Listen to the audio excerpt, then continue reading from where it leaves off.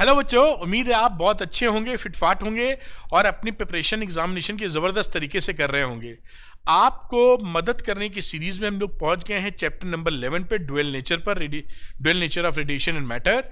और इसके आज हम लोग पीवाईक्यूज या मोस्ट एक्सपेक्टेड क्वेश्चन लगाएंगे। जैसा हर बार मैं बोलता हूं कि अगर ये अरविंद सर की मेहनत आपके लिए हेल्पफुल है तो वीडियो लाइक करने में आपका कुछ नहीं जाता, अरविंद सर को मोटिवेशन आता। और अपने एक दोस्त को भी ये वीडियो ज़रूर शेयर कीजिए जिससे उसका भला हो, उसको एक अच्छा कंटेंट मिले पढ़ने के लिए, और मुझे पॉजिटिव मोटिवेशन अरविंद सर को, जिससे मैं आपके लिए और अच्छे वीडियो बना सकूं। आपकी तरफ से अरविंद सर को ये होगी गुरु दक्षिणा, जिसमें कोई भी खर्चा आपका नहीं लग रहा होगा। चलिए आज की पढ़ाई देख लेते हैं।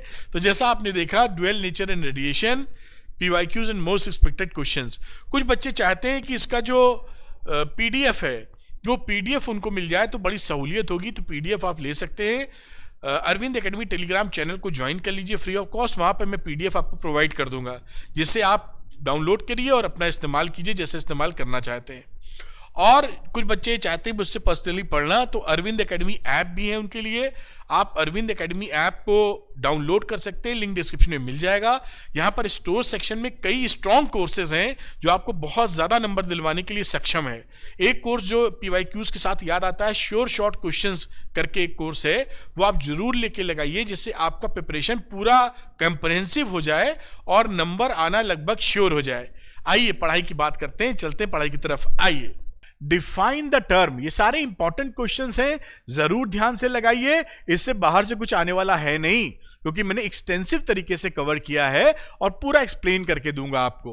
तो देखिए, पहला क्वेश्चन है define the term threshold frequency. मैं यहां पर येलो कलर ले लेता हूं, थोड़ा अलग लगेगा। Define the term threshold frequency in the context of photo electric emission. Photo electric emission के कॉन्टेक्स्ट में हमारा थ्रेशोल्ड फ्रीक्वेंसी किसे कहेंगे? तो थ्रेशोल्ड फ्रीक्वेंसी किसे कहते हैं?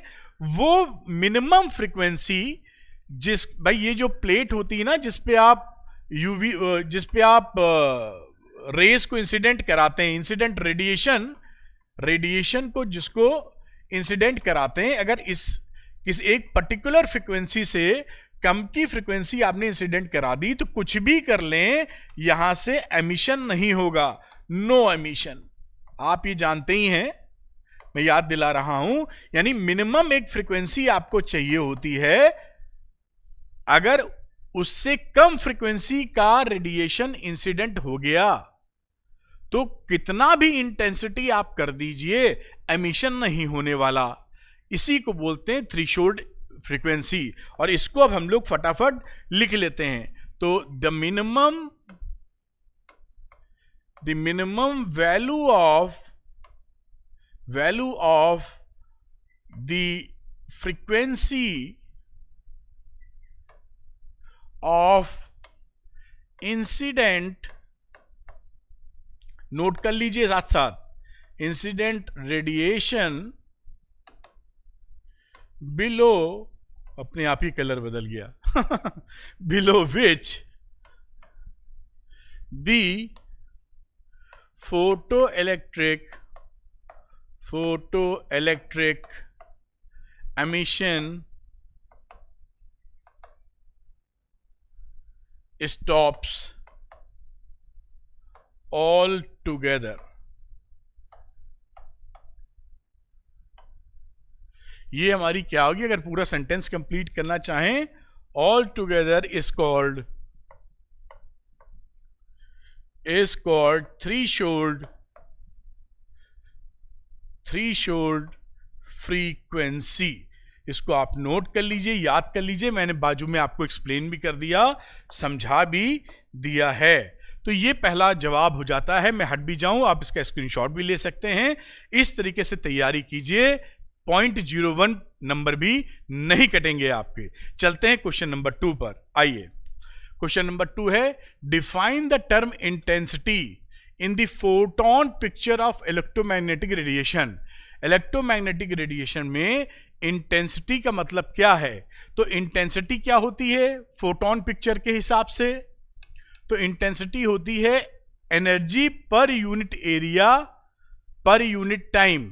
मतलब मैं आई अगर लिख दूं तो आई को लिख सकते हैं क्या, एनर्जी एरिया इनटू टाइम। यहां लिखा जा सकता है नंबर ऑफ फोटॉन्स n, और एक फोटोन की एनर्जी होती है h न्यू, और एरिया को तो फिर एरिया ही लिख देता हूं, या a लिख दें, इसको टाइम को t लिख दें।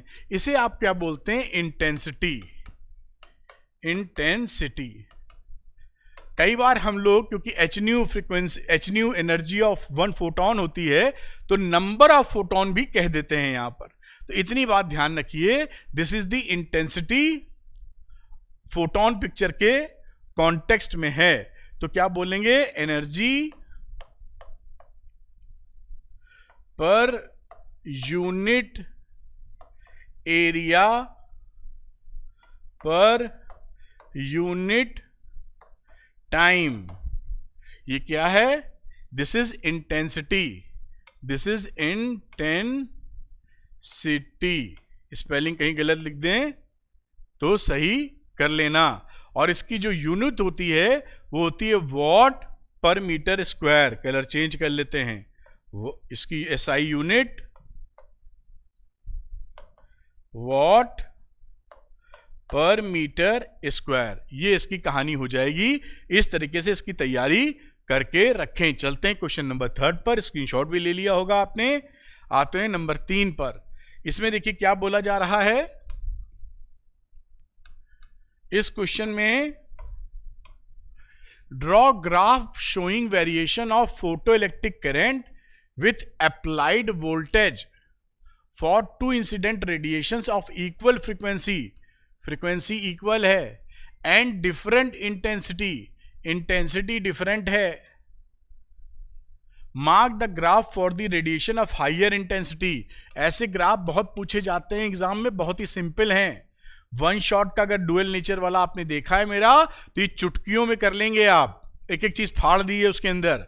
खैर एनीवे, जहां तक इसका प्रश्न है तो मैं आपको यहां पर ग्राफ बना के दिखा देता हूं जिसको आपको समझ में आए। तो ये 0 हो या ओरिजिन कह दीजिए। यहां पर लिख देते हैं कलेक्टर प्लेट का पोटेंशियल, कलेक्टर प्लेट पोटेंशियल।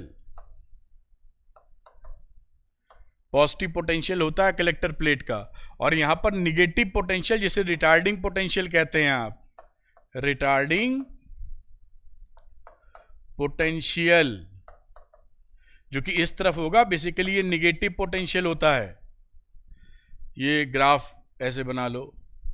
और कलेक्टर प्लेट का पॉजिटिव पोटेंशियल होता है, ये आप जानते होंगे, ऐसी उम्मीद करता हूं मैं। अब यहां पर क्योंकि फ्रीक्वेंसी सेम है, इंटेंसिटी अलग अलग है, और ये जो वाई एक्सेस आप देख रहे हैं, इस वाई एक्सेस में इधर बनाते हैं फोटो इलेक्ट्रिक करंट। तो फोटो इलेक्ट्रिक करंट, इसका किधर डायरेक्शन है, इसका इस तरफ डायरेक्शन है। समझ में आई होगी बात। अब यहां पर अलग अलग इंटेंसिटी की कहानी बनाएंगे। कलर बदल लेना चाहूंगा, हरा ले लेता हूं। तो यहां पर सपोज करिए जब 2 इंटेंसिटी बनाएंगे तो कुछ इस तरह का ग्राफ आता है। अच्छा नहीं बना, मैं इस बार खुद ग्राफ बना रहा हूं, पहले से पिक्चर नहीं डाल रहा हूं। कई बच्चों ने कहा था आप ऐसे हाथ से बनाइए तो ज्यादा समझ में आता है। तो मैं कोशिश कर रहा हूं, डायग्राम रफी स्केच हो पाएगा। तो यहां पर बात की जाए, ये देखिए कलर ही बदल जाता है, टीवी ना होगी, भूतिया टीवी है। तो ये इंटेंसिटी I1, ये इंटेंसिटी I2, ठीक। और यहां पर इंटेंसिटी के हिसाब से I2 is greater than I1 आता है ऐसे। और यहां दोनों ही जहां मिलते हैं इसको हम बोल देते हैं क्या, स्टॉपिंग पोटेंशियल। स्टॉपिंग पोटेंशियल, ये पॉइंट है स्टॉपिंग पोटेंशियल। इस तरह से ये ग्राफ बनेगा। बाकी किताब में तो और सुंदर बना होगा, मैंने जो अपने रफ स्केच जो बनाने की कोशिश की है वो इस तरीके से बना है। कलर अपने आप बदलता है, ये तो उसमें भूत प्रेत का साया है। खैर, आपको कुल मिला के एक बेहतर ग्राफ है जो मिला था। Mark the graph for the radiation of higher intensity. ये हायर इंटेंसिटी I2 हायर है, I1 लोअर इंटेंसिटी का हो गया, इंटेंसिटी कम हो गई। और फ्रीक्वेंसी एक होने की वजह से स्टॉपिंग पोटेंशियल साहब एक ही जगह आ गया। इसको -V0 से भी शो कर दिया जाता है। देखिए ये वाइट चला है और ये अपनी तरफ से ग्रीन हो गया है, कुछ भी मतलब पकड़ ले रहा है, कोई भरोसा नहीं है। खैर एनीवे, आप ये ग्राफ समझ गए होंगे, तो इस ग्राफ की प्रैक्टिस कर लीजिएगा। ये ग्राफ बेटा इंपॉर्टेंट है, ये ध्यान रखिएगा। ऐसे ग्राफ आपके एग्जामिनेशन में आपसे पूछे जाते हैं, कई बार पूछे जाते रहे, 2018 में आया हुआ है, इस बार आने की प्रबल संभावना है।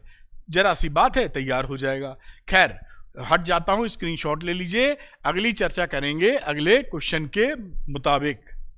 तो क्वेश्चन नंबर 4 पर आ चुके हैं और इसमें पूछा गया है द ग्राफ शोज, ये बाजू में ग्राफ है, the variation of stopping potential. ये स्टॉपिंग पोटेंशियल है, रेड कलर से दिखेगा ये स्टॉपिंग पोटेंशियल है। मैं पतला वाला पेन ले लेता हूं जिससे शायद 2 कलर एक साथ चल जाते हैं इसमें।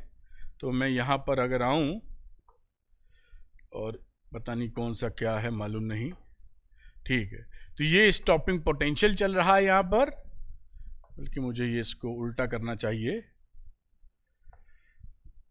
ऐसे और इसको ऐसे। तो ये स्टॉपिंग पोटेंशियल दिख रहा होगा आपको, इधर है। With frequency of incident radiation for 2 photo sensitive metals. ये मेटल देखिए, मेटल ए है और ये मेटल बी है, इनकी जो फ्रीक्वेंसी है अलग अलग है। ये थ्रेशोल्ड फ्रीक्वेंसी बनी रहती है ν0 और ये ν-0। ये फ्रीक्वेंसी ऑफ इंसिडेंट रेडिएशन का ग्राफ इधर बना हुआ है। Which one of the two has higher value of work function, किसका वर्क फंक्शन ज्यादा है ये बताना है। Justify your answer. तो उम्मीद है ये आपको पता होगा। ऐसे ग्राफ जब बनाते हैं तो वाई इंटरसेप्ट पर जिसका इंटरसेप्ट ज्यादा आता है वो वर्क फंक्शन उसका ज्यादा होता है। तो इन दोनों में अगर हम इंटरसेप्ट निकालें तो इसका इंटरसेप्ट इतना आया है और इस बाजू वाले का इंटरसेप्ट यहां से यहां तक आया है। किसका? मेटल ए का। तो मेटल ए का intercept, metal A has higher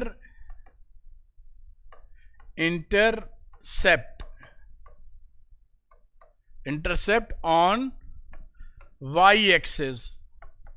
Y axis मतलब ये एक्सेस की बात कर रहे हैं, Y axis. Hence work function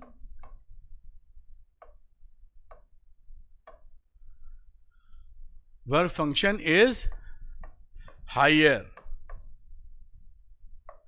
तो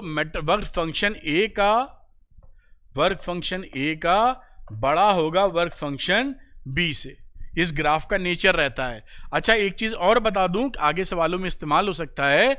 अगर ये इंटरसेप्ट ना दिखे ग्राफ में तो ऐसे ही निकालते हैं, प्लैंक्स कांस्टेंट निकालने के लिए ग्राफ इस्तेमाल किया जाता है। लेकिन अगर बाय द वे ये ना जुगाड़ मिले आपको, तो ये जो थ्रेशोल्ड फ्रीक्वेंसी है, इससे भी आपको मालूम है कि कहीं पर h-0 कह दोगे तो ये भी तो वर्क फंक्शन ही होता है। तो अगर यहां से भी अगर देखो तो ν-0 इज मोर देन ν0, तो ये वर्क फंक्शन इसका ज्यादा है। अब ये जो प्लैंक्स कांस्टेंट है, ये प्लैंक्स कांस्टेंट हमने पहले से मान लिया कि मुझे मालूम है, इसलिए हम निकाल पाए। इस ग्राफ को जब पढ़ाई की होगी डिटेल्ड में, तो इस ग्राफ को बनाते वक्त हम नहीं मानते थे कि प्लैंक्स कांस्टेंट मालूम है, इस ग्राफ से निकालते थे प्लैंक्स कांस्टेंट। लेकिन जब ये ग्राफ एग्जाम में आ जावे और वाई इंटरसेप्ट ना पता चले, तब आप प्लैंक्स कांस्टेंट को ठूस देना। यहां बात समझ रहे हो मेरी बात?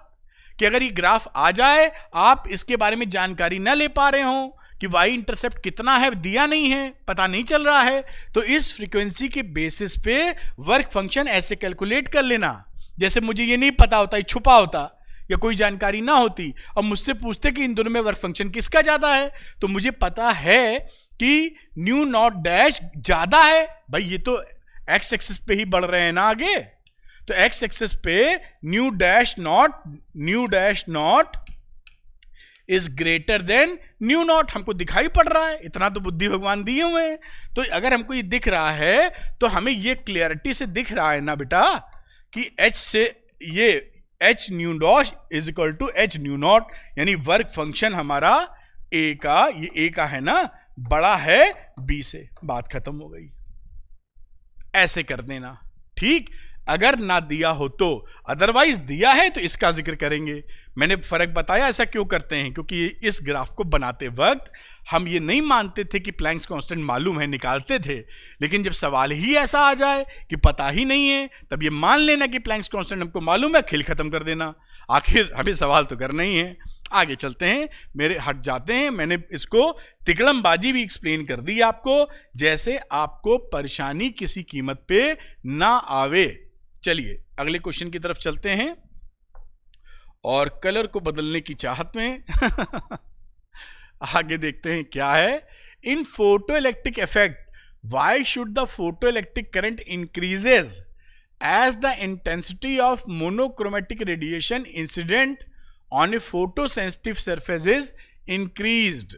अच्छा भाई, ये कह रहे हैं कि मान लीजिए एक सरफेस है हमारे पास, इस सरफेस में जो ये रेडिएशन है, इसकी इंटेंसिटी को, आई को अगर हम बढ़ा देते हैं, ये इंटेंसिटी है, करंट ना समझ लेना, इंटेंसिटी, इस इंटेंसिटी को अगर हम बढ़ा देते हैं तो हमारा करंट, फोटो इलेक्ट्रिक करंट, तो हमारी फोटो इलेक्ट्रिक करंट, कौन सा पीछे कलर, फोटो इलेक्ट्रिक करंट क्यों बढ़ जाती है, ये क्यों बढ़ जाती है इसको बढ़ाने पर, ये पूछा जा रहा है हमसे। बहुत आसान सी बात है, देखिए क्यों ऐसा होता है, क्योंकि जब आप इंटेंसिटी बढ़ाते हो, if you are increasing the intensity, तो what will happen, number of photons, N का मतलब number of photons are increasing.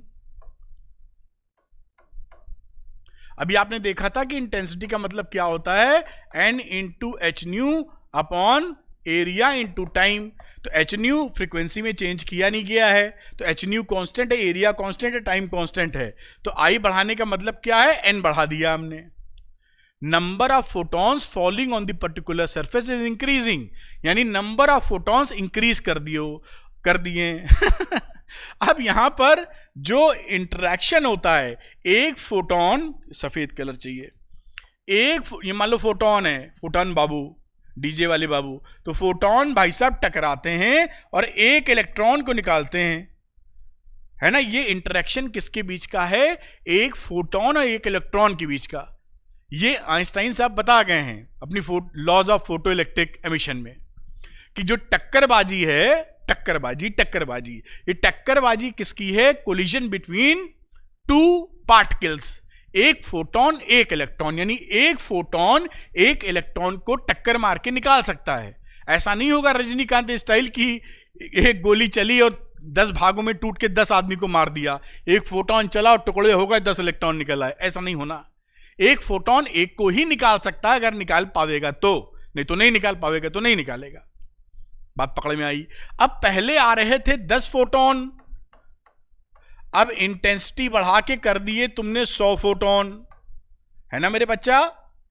Intensity को 10 फोटॉन की जगह 100 फोटॉन, तो पहले लिख रहे थे 10 फोटॉन में 5 इलेक्ट्रॉन, तो 100 फोटॉन में कितने निकले, 5 की जगह 50 फोटॉन, 50 इलेक्ट्रॉन, तो 50 इलेक्ट्रॉन निकले, तो फोटो इलेक्ट्रिक करंट तो बढ़ी गई।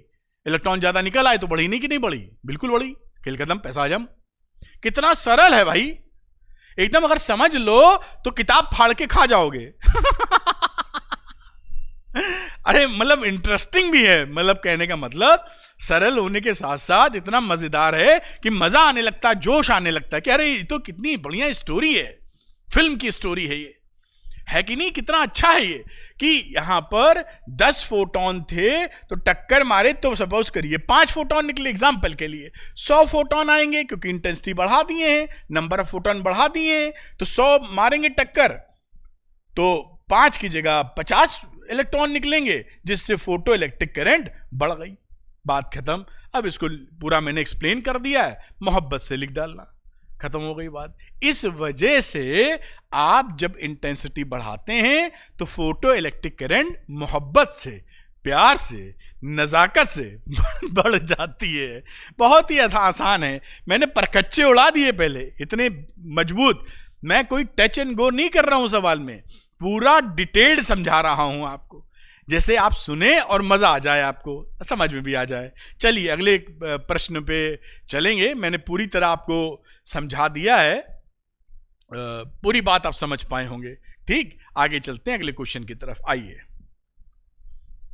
अब क्वेश्चन नंबर 6 पे आ चुके हैं हम लोग। कौन सा कलर मेरे हाथ में है? वाइट है, तो इसको चेंज कर लेते हैं, थोड़ा सा मजा लेते रहें। तो show on A plot, show on A plot, ठीक है, मतलब ग्राफ बनाना है, कहीं टाइपिंग एरर है। The nature of variation of photo electric current, ठीक है, फोटो इलेक्ट्रिक करंट का वेरिएशन शो करना है। With the intensity of radiation, अभी जो चर्चा की उसी से ताल्लुक रखता है। इंटेंसिटी ऑफ रेडिएशन बढ़ाएंगे तो हमारा फोटो इलेक्ट्रिक करंट पर क्या प्रभाव पड़ेगा?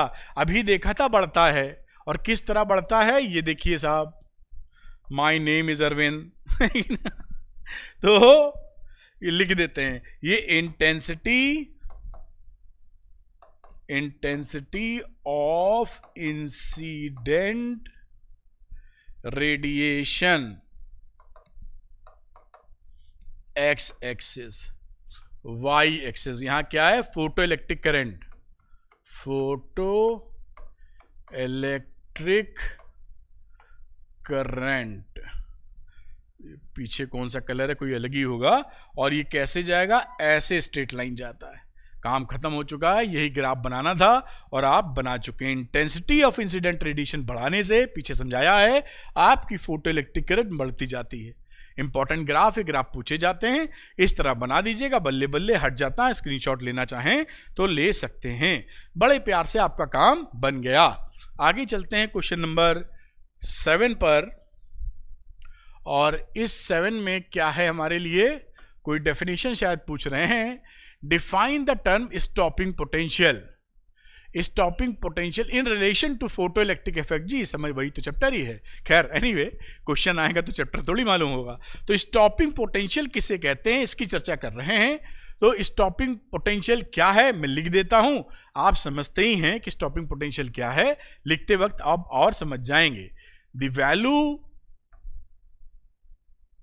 वैल्यू ऑफ रिटार्डिंग या निगेटिव पोटेंशियल, रिटार्डिंग या निगेटिव पोटेंशियल ऑफ एनोड, लिख लीजिए चाहे anode, eight which the photo electric current becomes zero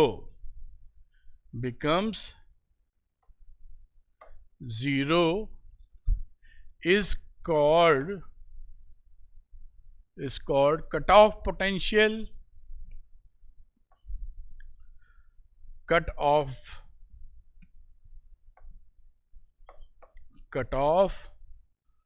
or stopping potential,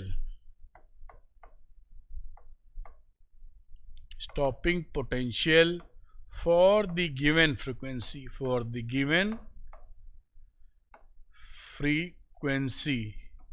of the incident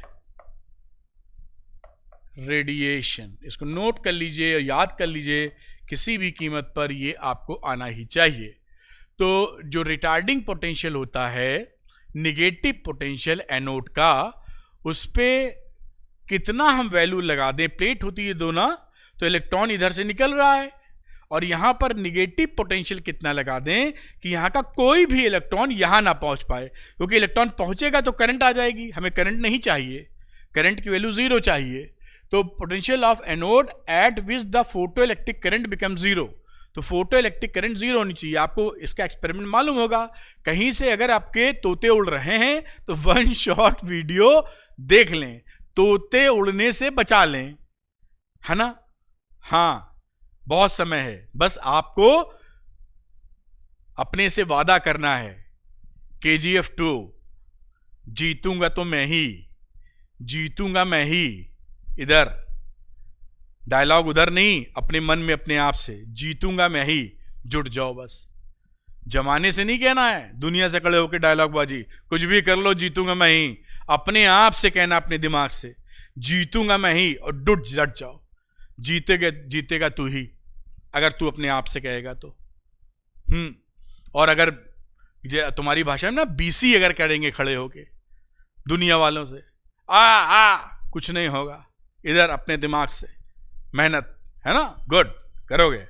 आगे चलते हैं ना, तो ये 7 क्वेश्चन हो जाता है और ये मैंने आपको लिखा दिया है। Good, very good, you will do it. आगे चलते हैं, बात समझते हैं। Question number 8, Why is wave theory of electromagnetic radiation not able to explain photoelectric effect? Very important question, very important question।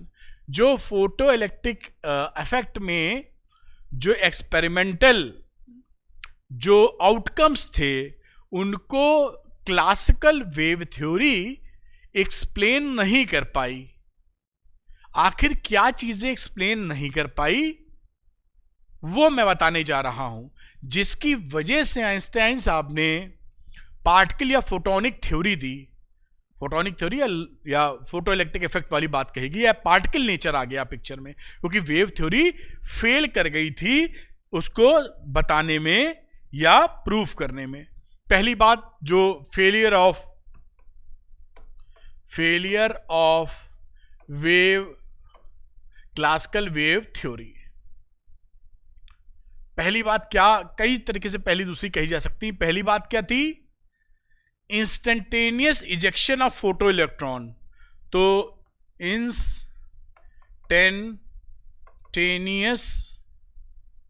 Ejection of photo electrons. क्या मतलब है इसका, इलेक्ट्रॉन्स मतलब ये मैं समझाता भी जा रहा हूं आपको कि फोटो इलेक्ट्रिक इफेक्ट में क्या होता था। जब ये फोटोन को मैं ऐसे दिखा रहा हूं, क्या बना दिया, ऐसे कुछ भी ऐसे बना लो, ये फोटोन हिट करता है और फटाक से इलेक्ट्रॉन निकल आता है। ये फोटोन है, ये फोटोन ये मेटल पर हिट करता है और फट से फोटो इलेक्ट्रॉन निकल आता है। इंस्टेंट इजेक्शन, 10⁻⁹ सेकंड लगते हैं निकलने में, लगभग इंस्टेंट। तो इंस्टेंटेनियस इजेक्शन जो होता था, मतलब तड़पड़, ये इंस्टेंटेनियस इजेक्शन को वेव थ्योरी नहीं समझा पा रही थी। क्यों? क्योंकि वेव थ्योरी का ऐसा समझना था कि अगर ये मेटल शीट है, इस पे रेडिएशन पड़ रहा है, तो इस शीट पर रेडिएशन पड़ेगा समान रूप से, तो it will take some time to absorb the energy. क्योंकि एनर्जी पड़ेगी और पूरी भागों में फैलेगी, फैल के ये एब्जॉर्ब करेगी, एब्जॉर्ब करने के बाद एमिट करेगी। तो इतनी चीज को करने में कुछ डिले होना चाहिए, कुछ समय लगना चाहिए। इंस्टेंटेनियस इजेक्शन ऑफ इलेक्ट्रॉन नहीं हो सकता। तो वेव थ्योरी इस चीज को एक्सप्लेन नहीं कर पा रही थी कि ये तड़पड़ इंस्टेंट इजेक्शन ऑफ इलेक्ट्रॉन कैसे हो पा रहा है। बात समझ गए? ज्यादा बताएंगे तो ये पूरा लेक्चर हो जाएगा पढ़ाई का, समझ गए होंगे। फिर भी मैंने काफी आपको रूपरेखा लिख दी। नंबर 2 पॉइंट पे आते हैं, कौन सा कलर है, बढ़िया कलर है। तो instantaneous ejection of photo electron wave theory fail कर गई। ठीक है, नंबर 2 की बात करते हैं, existence of threshold frequency. Existence of threshold frequency. अब वेव थ्योरी इसको भी नहीं बता पा रही थी, क्योंकि आप जानते हैं कि जो थ्रेशोल्ड फ्रीक्वेंसी होती है उसके नीचे अगर कोई फ्रीक्वेंसी ले ली जाए, ये मेटल है, आप कोई भी रेडिएशन छोड़ रहे हैं, अगर ये frequency less than threshold frequency हो गई तो नो इजेक्शन ऑफ इलेक्ट्रॉन होने वाला है। कितना भी इंटेंसिटी इसका बढ़ा दें, कितना भी इंटेंसिटी बढ़ा दें, no ejection of electron, no ejection of electron, photo electrons. अब वेव थ्योरी का क्या कहना था, क्योंकि वेव थ्योरी में तो जो इंटेंसिटी बढ़ाने पर एनर्जी बढ़ती है, क्योंकि intensity is proportional to amplitude के स्क्वायर। तो जैसे जैसे इंटेंसिटी बढ़ाएंगे एनर्जी बढ़ेगी, जब एनर्जी बढ़ेगी तो इलेक्ट्रॉन को निकलना ही चाहिए। भाई अगर अभी नहीं निकल रहा है तो छोड़ दीजिए, थोड़ी देर बाद भाई धूप में रखते हैं, अगर 1 मिनट के अंदर कोई चीज गर्म नहीं हुई तो घंटा भर छोड़ दो, 1 घंटे में गर्म हो जाएगी, तब तो निकालेगा इलेक्ट्रॉन। लेकिन ये महाराज तो 1 घंटा क्या 1 साल में नहीं निकालने को तैयार हैं। आप समझ रहे हैं, धूप भी तो रेडिएशन है। अगर कोई चीज 1 मिनट में गर्म नहीं होती, 1 घंटे आप छोड़ देते हैं धूप में तो गर्म हो जाती है, क्योंकि बराबर रेडिएशन पड़ता है, एनर्जी उसको मिलती है, गर्माहट आ जाती है। लेकिन इसमें क्या हुआ, इसको साल भर भी छोड़ दो तो ये इजेक्शन ऑफ इलेक्ट्रॉन नहीं देता है। इसको वेव थ्योरी नहीं समझा पाई कि भाई इंटेंसिटी बढ़ाने पर भी ये क्यों नहीं इलेक्ट्रॉन निकाल रहा है, क्योंकि इंटेंसिटी बढ़ाने का मतलब है एनर्जी को बढ़ाना, फिर भी नहीं इलेक्ट्रॉन निकल रहा। यार ये कौन सा कांड है, तो फेल कर गई वेव थ्योरी। खैर एनीवे, बहुत बढ़िया समझा रहे हैं हम। नंबर 3 बजाय बीन, कलर चेंज करेंगे भाई, पता नहीं क्या दबा दिया। खैर एनीवे, जो भी है सब अच्छा है। अब नंबर 3 की बात करते हैं, काइनेटिक एनर्जी की। The kinetic energy of emitted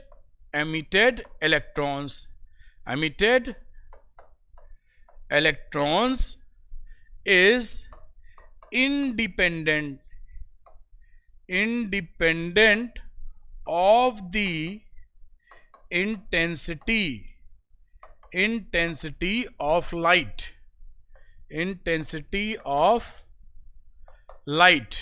and depends upon the frequency।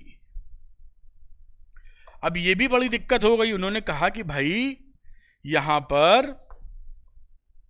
कि काइनेटिक एनर्जी जो इलेक्ट्रॉन की थी, ये जो मेटल है, इस मेटल में जो रेडिएशन आपने डाला है, इसमें अगर हम इंटेंसिटी को बढ़ा रहे हैं तो इसकी जो काइनेटिक एनर्जी है, इलेक्ट्रॉन जो एमिट कर रहा है, इसकी काइनेटिक एनर्जी पे कोई फर्क नहीं पड़ता है, क्योंकि इसकी kinetic energy intensity of radiation पे डिपेंड ही नहीं करती, डिपेंड करती है किस पे, फ्रीक्वेंसी पर। तो इन्होंने कहा भाई हमारी वेव थ्योरी में इंटेंसिटी बढ़ाने का मतलब होता है एनर्जी बढ़ाना। तो जब हम इंटेंसिटी बढ़ा रहे हैं, भाई इंटेंसिटी बढ़ा रहे हैं तो मतलब एनर्जी बढ़ा रहे हैं। इन वेव थ्योरी तो अगर वेव थ्योरी में इंटेंसिटी बढ़ा रहे हैं तो एनर्जी बढ़ा रहे हैं, जब एनर्जी बढ़ा रहे हैं तो इस ससुरे की एनर्जी क्यों नहीं बढ़ रही? ये जो इलेक्ट्रॉन महाशय हैं, इनको हम पीछे से एनर्जी दे रहे हैं, लो 10 केला खिलाते हैं बॉडी बनाओ, प्रोटीन घोल के पिला रहे हैं बॉडी बनाओ, लेकिन इनकी तो बॉडी नहीं बन रही।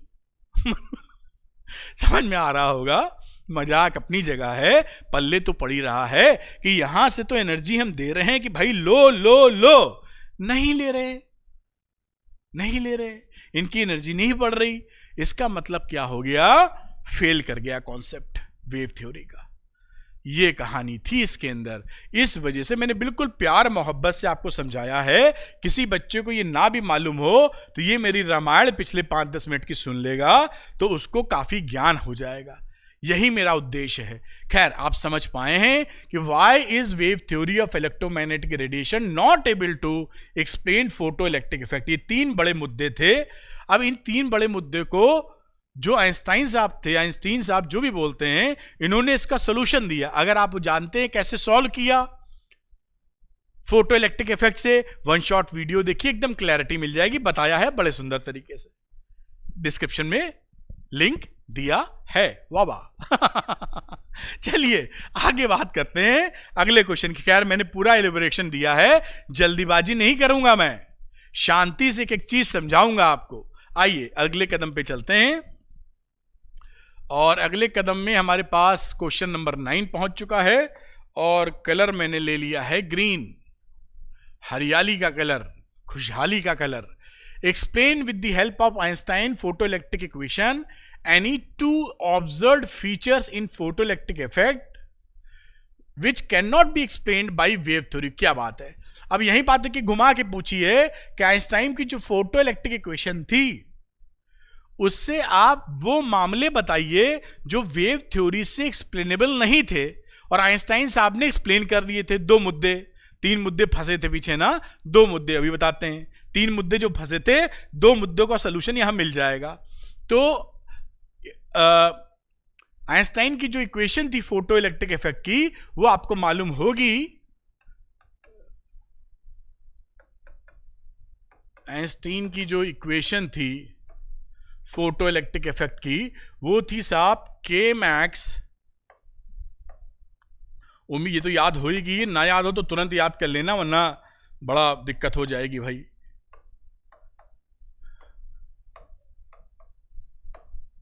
ये इक्वेशन है फोटो इलेक्ट्रिक इफेक्ट वाली आइंस्टाइन साहब की। ऐसे कर दूं क्या, डब्बा बना दूं? अच्छा, अब यहां पे जो चर्चा हमको करनी है, चर्चा नंबर 1 थ्रेशोल्ड फ्रीक्वेंसी के बारे में।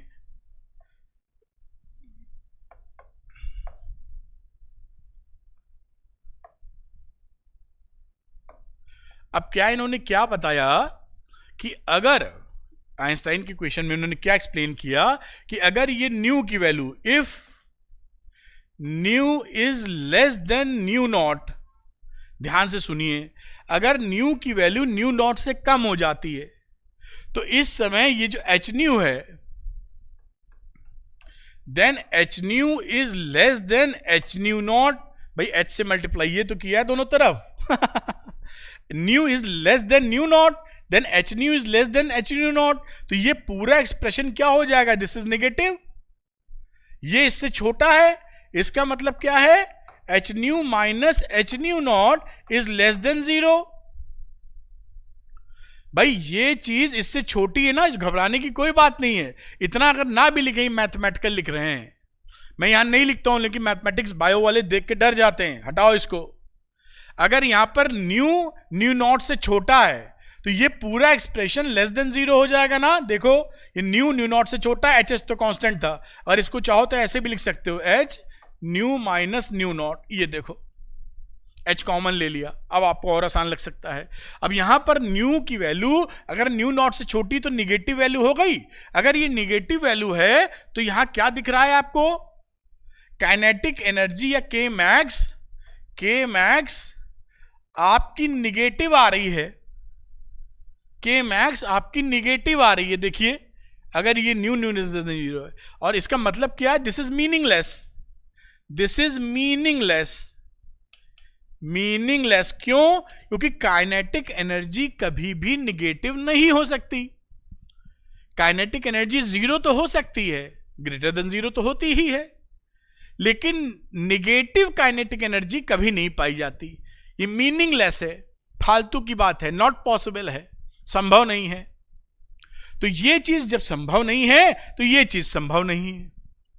तो आइंस्टाइन ने कहा कि भाई ये चीज पॉसिबल नहीं है कि अगर हम न्यू की वैल्यू न्यू नॉट से कम करें और ये कांड हो जाए। ये कांड नहीं होगा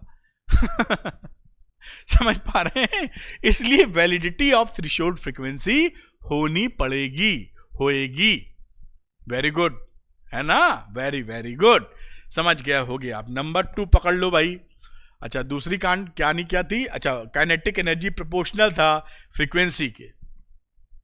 तो काइनेटिक एनर्जी जो परेशानी थी उसमें क्या था? काइनेटिक एनर्जी वाली बात में इज प्रोपोर्शनल टू फ्रीक्वेंसी थी। अब इसको साबित करने के लिए यहां पर देखें, if new is greater than nu not, इस कहानी में अगर न्यू नॉट से बड़ा है, इसमें देखिए क्या है, थोड़ा ऊपर करना चाह रहे हैं, तो यहां पर आपने क्या देखा कि K max is equal to H nu minus nu naught, और अगर न्यू की वैल्यू न्यू नॉट से बड़ी है तो यहां पर ये चीज प्रोपोर्शनल किसके? देखिए यहां पर ये क्या चीज बड़ी है? न्यू के प्रोपोर्शनल है। जितना ज्यादा न्यू होगा उतना ही ज्यादा के मैक्स होगा। देखिए समझ में आ रहा है कि नहीं आ रहा है? न्यू जितना बड़ा हो, क्योंकि न्यू नॉट तो कांस्टेंट वैल्यू है, फिक्स है, 2 4 6 कुछ भी होगी, ये बदल नहीं रही है, ये बदल रही है। तो न्यू जितनी बढ़ेगी उतनी के मैक्स बढ़ेगी। तो K max is proportional to nu, और यही तो चर्चा कर रहे थे। इस आइंस्टाइन से ये भी मामला सुधर गया। मतलब बैलेंस हो गया, एक्सप्लेनेबल हो गया, वगैरह वगैरह वगैरह। काम खत्म, पैसा हजम। ठीक, कितना आसान है। फिजिक्स इज आसान। फिजिक्स इज आसान, क्या इंग्लिश है, वाह वाह। तो इस तरीके से आप इसको समझ सकते हैं, और वाकई आसान है। और अरविंद सर फिजिक्स आसानी से पढ़ाते हैं, आपकी समझ में आ रहा होगा, मैं गारंटी कर सकता हूं। अगर आप मेरी बात सुनेंगे तो आपको समझ में ना आए हो नहीं सकता, ऐसी की तैसी। हाँ, चलिए आगे की चर्चा करते हैं। क्वेश्चन नंबर पता नहीं कौन सा है, 10 नंबर पे। अरे वाह, 10 नंबर तो सचिन तेंदुलकर की टी शर्ट वाली गिनती आ गई। अबे रुक जाओ भाई, भागा ना करो तुम, पता नहीं कौन सा कलर वलर पकड़े हुए हैं। एक तो ये टीवी मजा कम दे रहा आजकल। खैर चलिए, जो भी है निपटाते हैं। कोई न्यूमेरिकल आ गया है सामने, काफी कॉन्सेप्ट की बात कर ली, अब थोड़ा न्यूमेरिकल बाजी भी कर लेते हैं। न्यूमेरिकल बाजी, तो find the frequency of light. अच्छा, फ्रीक्वेंसी ऑफ लाइट निकालना है। Which ejects electron from a metal surface fully stopped by a retarding potential 3.3 volt. Fully stopped है तो ये रिटार्डिंग पोटेंशियल यानी वी नॉट की वैल्यू है, स्टॉपिंग पोटेंशियल दे रखा है, पकड़ लो, पकड़ ले यहीं पे, नहीं तुम ही कंफ्यूज कर जाओगे। कई बच्चे न्यूमेरिकल लगाने घबराते हैं। तो वी नॉट दिया है 3.3 वोल्ट, मेरे ख्याल से समझ पाए हो। तो ठीक है। If photoelectric emission begins in this metal at a frequency of, इस फ्रीक्वेंसी पर चालू हो गया उसका एमिशन, तो फ्रीक्वेंसी है हमारी 8 × 10⁻14 hertz. Calculate the work function. Work function हमको निकालना है इलेक्ट्रॉन मोड में फॉर दिस मेटल। ठीक, ये हमको निकालना है। ठीक है साहब, ये सवाल है जो मेरी समझ में आता है, इसका वर्क फंक्शन हमको निकालने का है। तो चलिए देखते हैं। अब यहां पे जो इक्वेशन आती थी हमारी आइंस्टाइन वाली ही बोल दीजिए, वो इक्वेशन क्या थी? E V naught is equal to H nu minus work function. उम्मीद है ये आपको अच्छे से मालूम होगी। ई वी नॉट का मतलब के मैक्स होता है, तो के मैक्स इज इक्वल, ये के मैक्स बराबर ई वी नॉट। तो के मैक्स है ई वी नॉट, इलेक्ट्रॉन इसलिए E V naught, stopping potential है V naught, is equal to H nu minus work function. तो वर्क फंक्शन अगर हमको निकालना है, इलेक्ट्रॉन वोल्ट में अगर निकालना है, तो हम इसको क्या लिख सकते हैं? वर्क फंक्शन को हम लिख सकते हैं इसको इधर, यानी H nu minus E V not. H की वैल्यू कितनी है? 6.63 × 10⁻−34 और फ्रीक्वेंसी है 8 × 10⁻14। इलेक्ट्रॉन वोल्ट में निकालना चाहेंगे तो 1.6 × 10⁻−19, ये इलेक्ट्रॉन वोल्ट में हो गई। ई V naught stopping potential 3.3 volt था, तो इलेक्ट्रॉन वोल्ट हो जाएगा ये, और वर्क फंक्शन आ जाएगा 0.01 electron volt. This is the answer. ये पहला फाइंड द फ्रीक्वेंसी छोड़ दीजिए लाइट, केवल हम वर्क फंक्शन निकालने की बात कर रहे हैं। तो ये वर्क फंक्शन आपका इतना खड़ा हो जाएगा। देखिए, this is the phi is equal to 0.01 electron volt is the work function. This is the work function. इस तरीके से ये निकल आएगा। तो यहां से इस तरीके से कहानी आपकी निकल आई है। देखिए, आप बिल्कुल सेट है मामला, और इस तरीके से क्वेश्चन आप कर सकते हैं।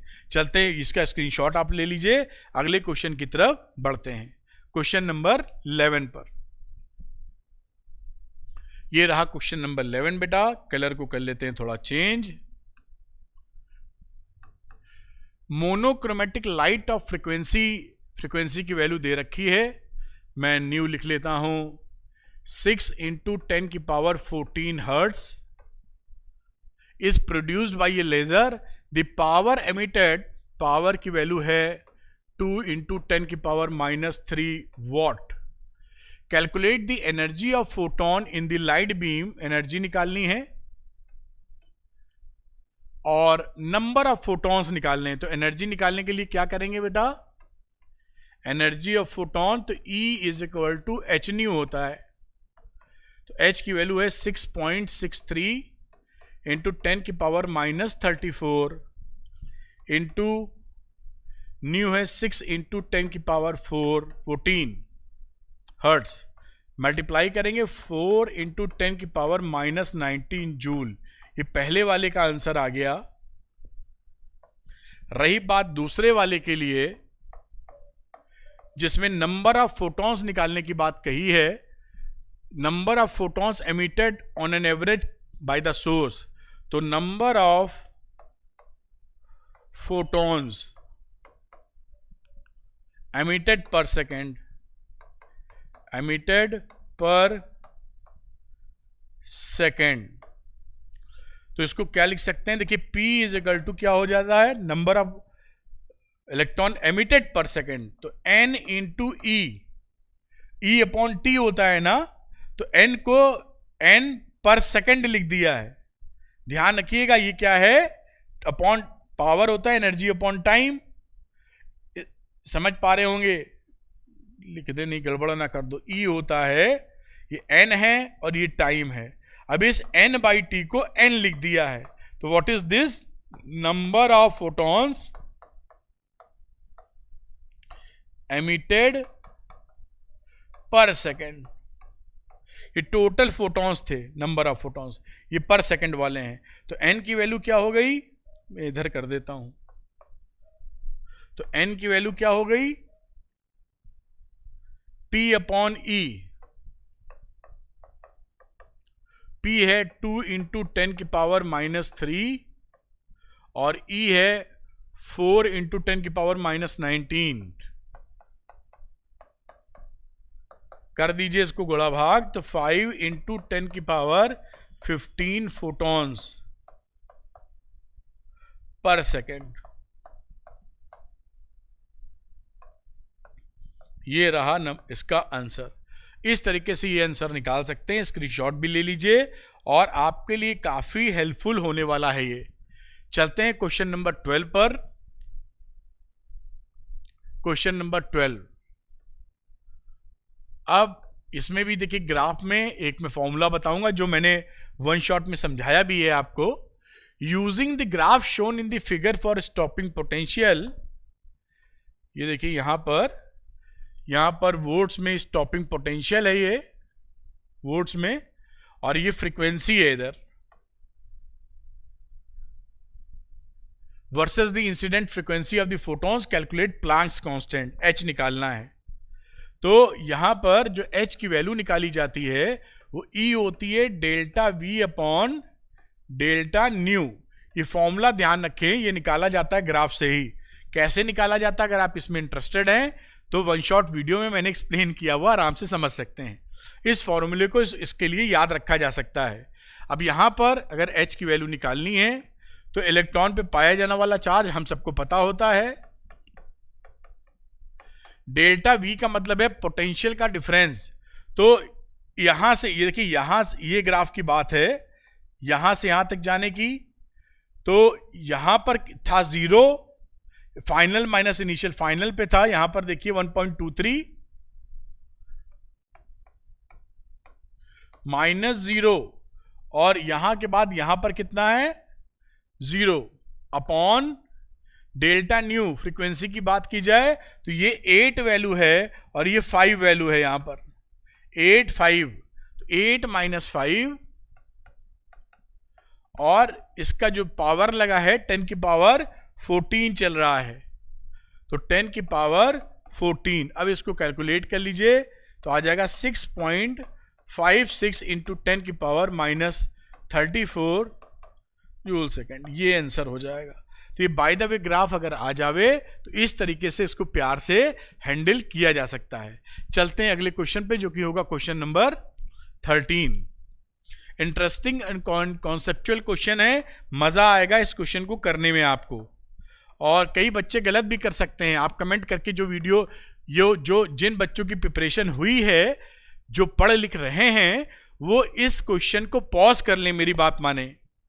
यहां पर वीडियो को पॉज कर लीजिए, मैं हट रहा हूं, इस क्वेश्चन को पढ़िए और इसका आंसर कॉपी पे लिखिए या समझिए, फिर वीडियो को आगे बढ़ाइएगा, देखिए कि आप सही आंसर कर रहे हैं गलत। सोचिए इस क्वेश्चन के बारे में और कमेंट करके बताइए मुझे कि सर ये इसका आंसर ये होना चाहिए, आई एम राइट और रॉन्ग। कमेंट करिए, मैं हट रहा हूं और मैं इसको बता रहा हूं, लेकिन वीडियो आप पॉज कर लीजिएगा। लिखा है 2 monochromatic radiations blue and violet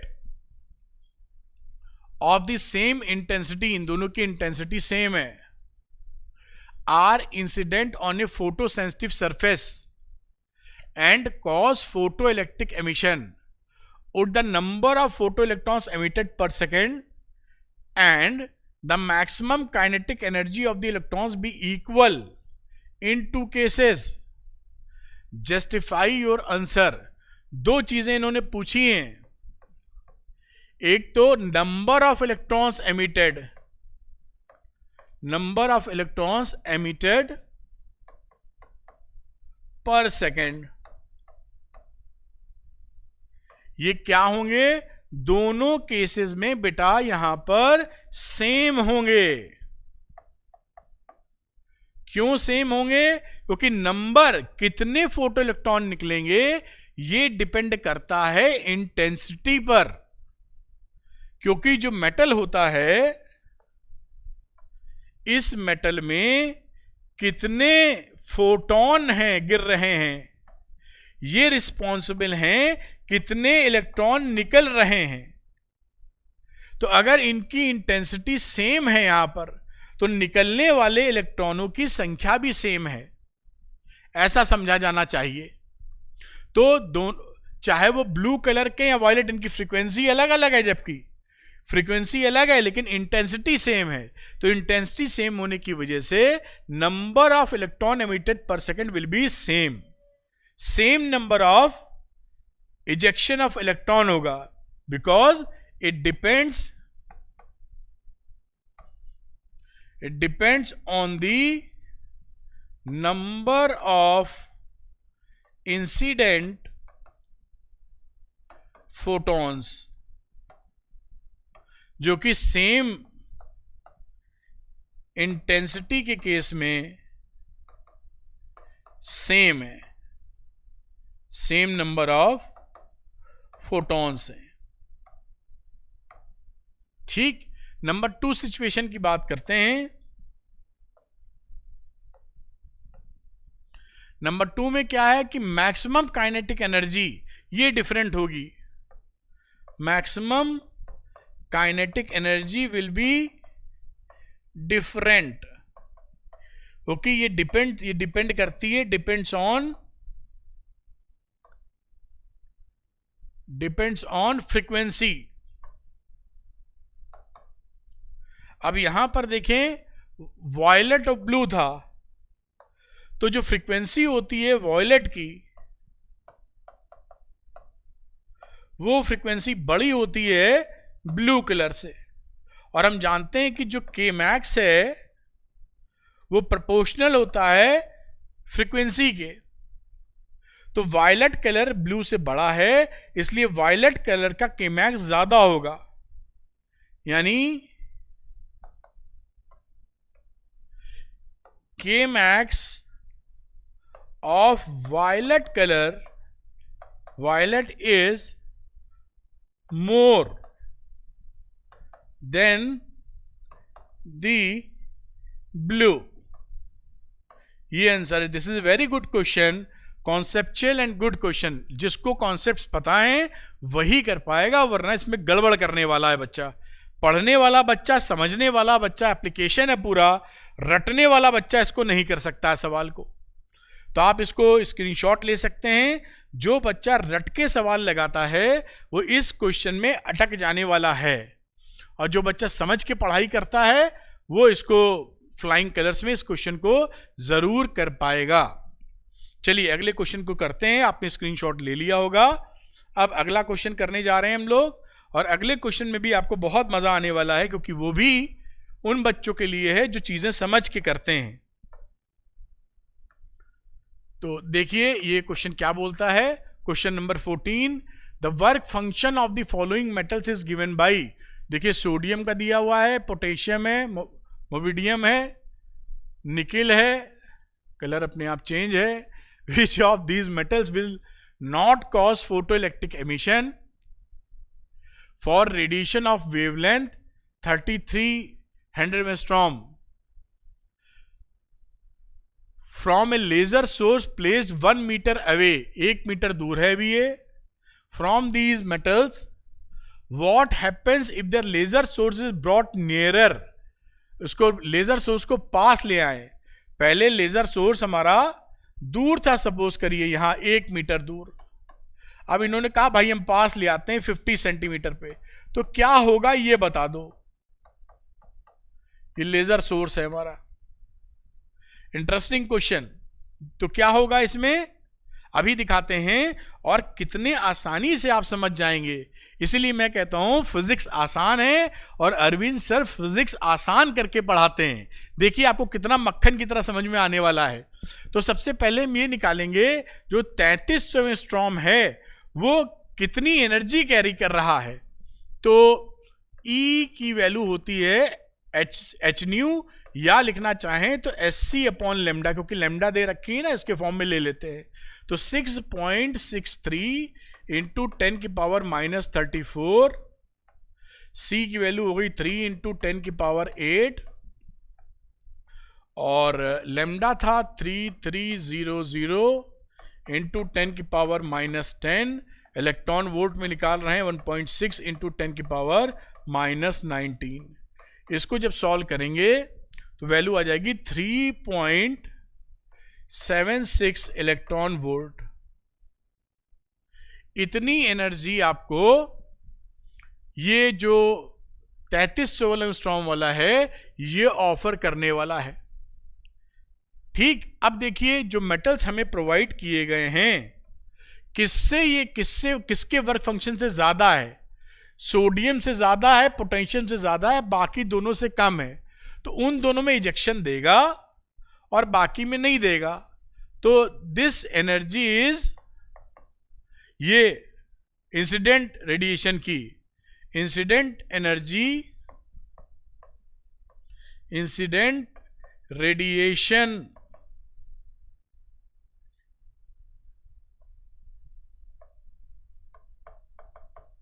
energy is, energy E की वैल्यू भी लिख दो,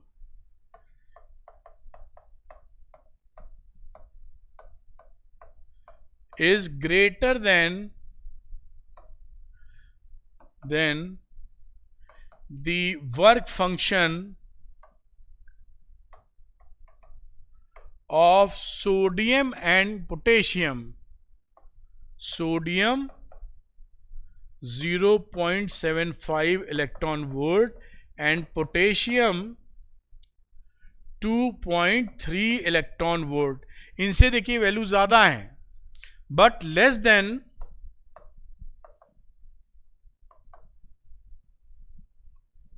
MO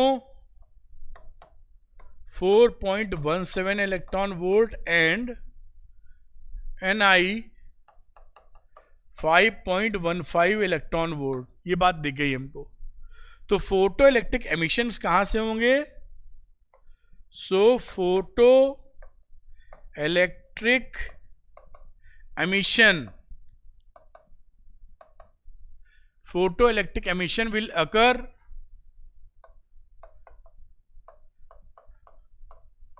only from sodium and Na and potassium metals and not from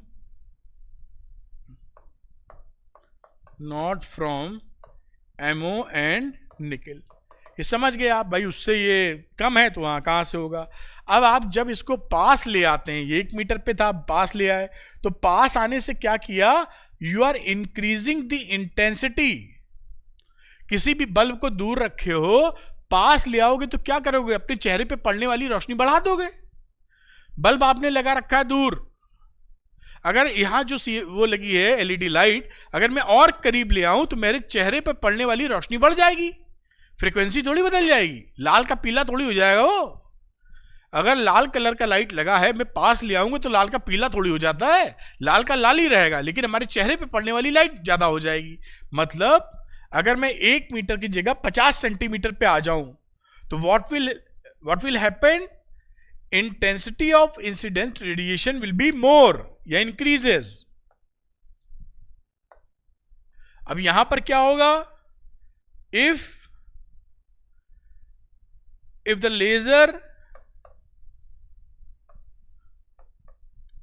the laser light या laser is brought closer, पास में लाई जाती है, the intensity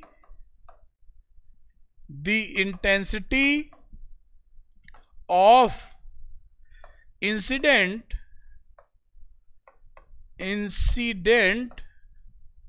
radiation increases। और आप ये जानते हैं कि जब intensity of incident radiation increase होती है तो फोटो इलेक्ट्रिक करंट बढ़ जाती है, लेकिन जिनसे हमारा इलेक्ट्रॉन नहीं निकल रहा था उससे नहीं निकलता है। जैसे यहां पर एमओ एंड निकल से इजेक्शन ऑफ इलेक्ट्रॉन नहीं था, इसकी थ्रेशोल्ड वैल्यू से कम था, उसकी थ्रेशोल्ड वैल्यू से ऊपर नहीं जाएगा। इंटेंसिटी बढ़ाने से इजेक्शन ऑफ इलेक्ट्रॉन ना हो रहा हो तो हो जाए, ऐसा नहीं होता है। क्या होता है, फोटो इलेक्ट्रिक करंट की वैल्यू बढ़ जाती है हमारी। तो what will happen here, if the laser is brought closer the intensity of radiation increases, the photo electric current will increase in sodium potassium Na and K, और MO और Ni में क्या होगा, कुछ नहीं होगा। समझ रहे हैं? और नो इफेक्ट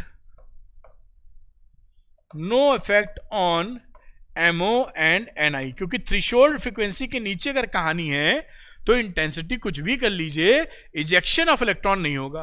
पास ले आओ चाहे मुंह में घुसेड़ दो उसके। आप समझ पाए हैं ना कि अगर हम बल्ब को पास भी ले आए हैं लेकिन इजेक्शन ऑफ इलेक्ट्रॉन नहीं हुआ है तो पास और दूर करके कुछ नहीं उखाड़ पाएंगे हम। हमें थ्रेशोल्ड फ्रीक्वेंसी से ऊपर चाहिए होता है इलेक्ट्रॉन, तब तो निकलता है इलेक्ट्रॉन। तो यहां पर इसमें तो हमारा फोटो इलेक्ट्रिक करंट बढ़ा, पास लाने से इंटेंसिटी बढ़ी, इंटेंसिटी बढ़ने से फोटो इलेक्ट्रिक करंट की मैग्नीट्यूड में बढ़ोतरी हुई, लेकिन कोई इफेक्ट नहीं पड़ा एमओ और एनआई पर। मैंने पूरी तरह बेहतरीन ढंग से एक्सप्लेन कर दिया, जैसे आपको बहुत तगड़ा सपोर्ट मिल जाए। आप इसका स्क्रीनशॉट ले सकते हैं, मैं ऊपर से दिखा देता हूं। मैं पूरी तरह एक्सप्लेन कर रहा हूं, वीडियो में पूरी चीज आपको मिले, पूरी चीज सुपर एक्सप्लेनेशन के साथ में। चलते हैं अगले क्वेश्चन के ऊपर, जो कि होगा क्वेश्चन नंबर 15। मैं जल्दी टच एंड गो वाला नहीं कर रहा हूं, सुपर एक्सप्लेनेशन, आसान भाषा में टॉप क्वालिटी वीडियो। आप पूरा कहीं यूट्यूब पे ढूंढेंगे, आपको नहीं मिलेंगे इस तरह के एक्सप्लेनेशंस, इतनी ताकत से बनाए गए। ये मेहनत आपके लिए है, और आपको पसंद आए तो आप लाइक करने में आपका कुछ नहीं जाता, अरविंद सर को मोटिवेशन आता। और अगर अरविंद सर डिजर्व करते हैं आपका प्यार तो ही दीजिएगा। अगर डिजर्व करता है ये वीडियो, अगर ये मेहनत डिजर्व करती है आपका प्यार तो ही दीजिएगा। मुझे सच्चाई पसंद है, उसी सच्चाई पर आप सच्चाई भरा प्यार दीजिएगा, और अपने दोस्तों को भी शेयर कीजिएगा अगर आपको लगता है कि ये वीडियो इस लायक है तो। Thank you very much. आगे चलेंगे तो क्वेश्चन नंबर 15 पर पहुंच चुके हैं हम लोग, और इसमें कलर भर लेते हैं कोई और। तो अब देखिए क्वेश्चन 15 पर आते हैं। Radiation of frequency 10⁻15 hertz is incident on two photosensitive surfaces P and Q. There is no photo emissions from surface P. देखो ऐसे फोटो बना देते हैं, तुम्हें समझ में आएगा। P है, यहां पर तुमने डाला 10⁻15 हर्ट्ज का फ्रीक्वेंसी, न्यू लिख देते हैं ऐसे, चलो, और एक Q पे डाला तुमने, यही फ्रीक्वेंसी डाला न्यू। यहां क्या हुआ, photo emission occur from surface Q, यहां पर एक फोटो एमिशन हुआ, but photo electrons have zero kinetic energy, यहां पे निकला जरूर इलेक्ट्रॉन, लेकिन काइनेटिक एनर्जी कितनी है, उसकी शून्य है। तो ये जस्ट वर्क फंक्शन के बराबर है इस समय, जो ये इसकी एनर्जी अभी समझाते हैं। और पी पर क्या हुआ, no photo emission, no photo emission, photo emission हुआ ही नहीं, थ्रेशोल्ड से कम हो गई frequency. Explain this observation and find the value of work function for surface Q, बहुत ही आसान है। तो यहां पर ये जो फ्रीक्वेंसी है बेटा, ये न्यू थ्रेशोल्ड फ्रीक्वेंसी से कम है, समझ पाए हैं, new is less then threshold frequency, या कह सकते हैं कि एनर्जी, ये थ्रेशोल्ड फ्रीक्वेंसी के फॉर्म में इंसिडेंट फ्रीक्वेंसी और ये थ्रेशोल्ड फ्रीक्वेंसी, या आप एनर्जी के फॉर्म में कहें तो energy of incident photon, energy of incident photon is less then work function. तो वर्क फंक्शन से कम होगा तो इलेक्ट्रॉन का एमिशन नहीं हुआ। यहां बात करेंगे तो यहां जो वर्क फंक्शन है, वर्क फंक्शन मतलब फाई नॉट लिख लीजिए, तो यहां काइनेटिक एनर्जी जीरो है, तो ये वर्क फंक्शन के बराबर है, तो this is equal to the work function, और ये थ्रेशोल्ड फ्रीक्वेंसी के बराबर हो गया, तो ये वैल्यू हो गई H nu not, this is new not, क्योंकि काइनेटिक एनर्जी शून्य है। तो वर्क फंक्शन कितना आ गया, एच की वैल्यू है 6.6 इंटू 10 की पावर -34 और 10 की पावर 15 अपॉन 1.6 इंटू 10 की पावर -9 इलेक्ट्रॉन वोल्ट में निकालने के लिए, और वैल्यू हो गई 4.1 इलेक्ट्रॉन वोल्ट। ये रहा answer. What is this, this is work function. क्योंकि ये काइनेटिक एनर्जी जीरो रही, इसलिए ये कौन सी फ्रीक्वेंसी है, थ्रेशोल्ड फ्रीक्वेंसी, और एनर्जी क्या है, वर्क फंक्शन के बराबर।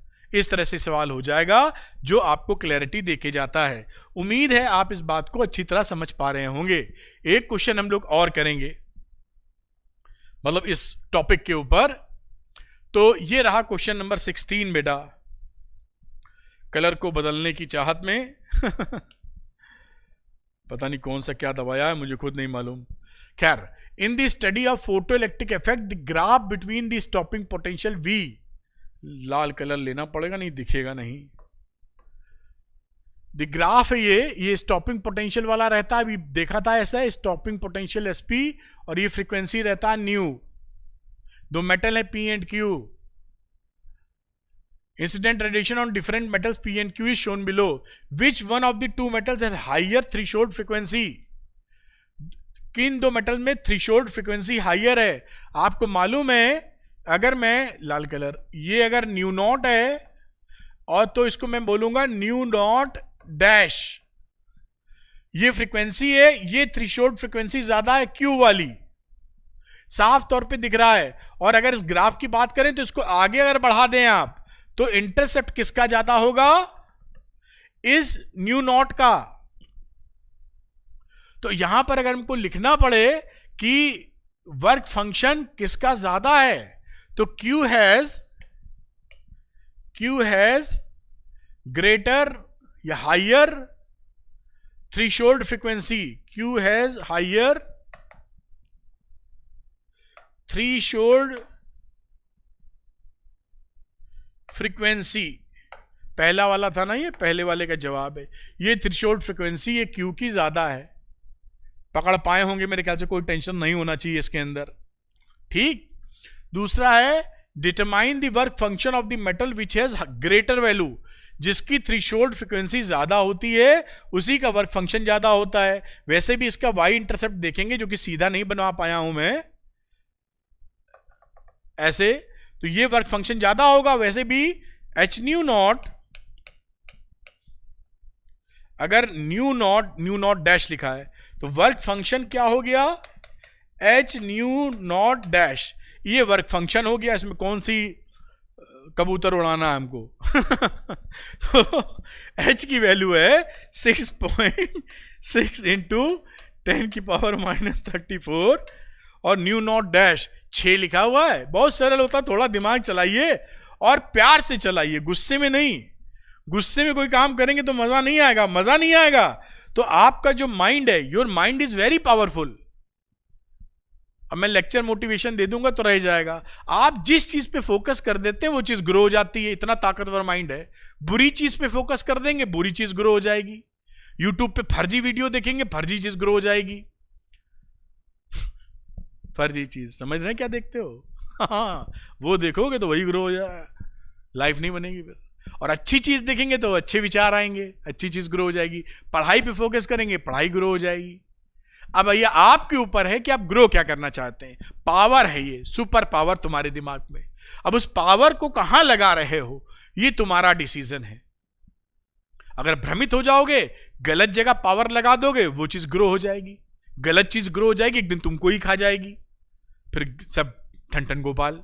एनीवे, वापसी आते हैं, फिर कभी मोटिवेशन वीडियो देंगे और आपको समझाने का प्रयास करेंगे, क्योंकि मेरी बड़ी इच्छा होती है कि मैं आपसे ऐसी बातें करूं। आप सुने ना सुने, ये आपकी मर्जी है। खैर, इसको मैं यहां लिख देता हूं। और अब मैं इलेक्ट्रॉन वोल्ट में अगर तब्दील कर दूं तो 1.6 इंटू 10⁻⁻19 से डिवाइड भी मार दूंगा, तो इसकी वैल्यू कितनी आ जाएगी? 2.5 इलेक्ट्रॉन वोल्ट। ये इसका वर्क फंक्शन आ गया साहब। नंबर 2 खत्म हो गया। कितना आसान है भाई, बहुत ज्यादा आसान हो गया।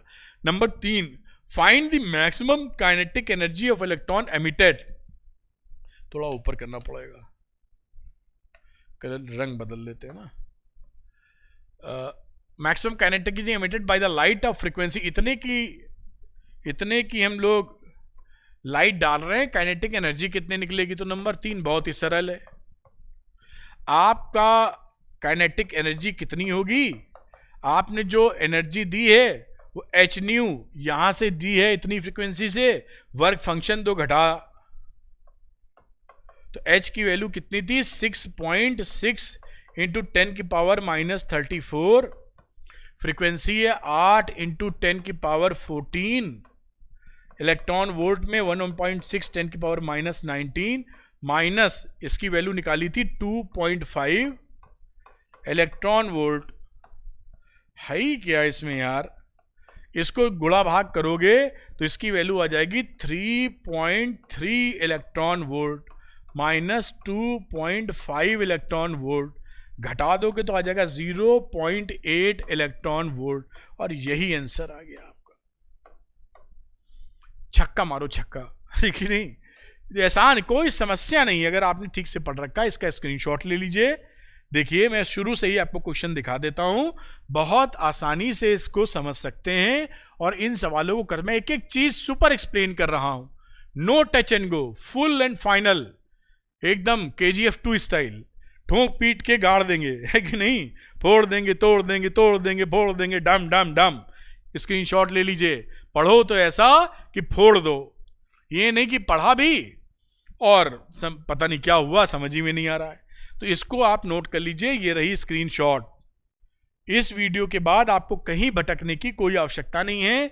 और जैसा मैंने आपको बताया कि वन शॉट वीडियो का लिंक, डेरिवेशन का लिंक, मैथ्स का भी वन शॉट का लिंक, सब कुछ इस वीडियो के डिस्क्रिप्शन में सारे लिंक मौजूद हैं आपकी मदद के लिए। जैसा चाहिए वैसा इस्तेमाल कीजिए। चलेंगे इसके आगे। तो बच्चों, करते हैं क्वेश्चन नंबर 17। आइए देखते हैं। तो ये रहा क्वेश्चन नंबर 17। इसमें है write the expression for the de Broglie. ये स्पेलिंग डिब्रोगली लिखते हैं, पढ़ते डिब्रॉय हैं। तो de Broglie wavelength associated with a charge particle having charge Q and mass M when it is accelerated by a potential. ठीक है, तो हम ये जानते हैं कि जब भी चार्ज पार्टिकल Q हो, उसका मास M हो, और काइनेटिक एनर्जी जो पार्टिकल की है वो बराबर रहती है जो इलेक्ट्रिक फील्ड जब उस पर वर्क डन करता है Q इंटू V के। V क्या है? Electric potential. This is potential, electric potential. आप जानते हैं ना V is equal to W upon Q, तो वर्क डन निकालेंगे तो Q इंटू वी आ जाएगा। तो ये जो वर्क डन है यही आपका काइनेटिक एनर्जी वाला काम कर देता है। तो आप Q is equal to Q V आप जान गए, V इलेक्ट्रिक पोटेंशियल है, ध्यान रखिएगा। यहां से की काइनेटिक एनर्जी थी तो लिख सकते हो हाफ mv स्क्वायर। V को मैं थोड़ा सा घुमा रहा हूं करली, जिससे आप समझ पाए ये वेलोसिटी है। मैं ऐसे लिख देता हूं, आप कंफ्यूज ना हो। V है यहां पर वेलोसिटी और ये V है इलेक्ट्रिक पोटेंशियल, जैसे आप कंफ्यूज किसी कीमत पे ना हो। मेरे ख्याल से आप क्लैरिटी ज्यादा बेहतर होएगी। अब ये वैल्यू है Q इंटू वी के। अब यहां पर थोड़े एडजस्टमेंट कर लेते हैं हम लोग, इसको P यानी लीनियर मोमेंटम में लाने की कोशिश करेंगे। तो mv होता है, तो यहां पर क्या तकड़म करेंगे, हाफ लिखेंगे, m से ऊपर मल्टीप्लाई यानी v स्क्वायर कर रहे हैं और नीचे m कर रहे हैं, जिससे m से ऊपर नीचे मल्टीप्लाई कर दिया तो mv m square v square, जिसको हम mv का स्क्वायर कह सकते हैं।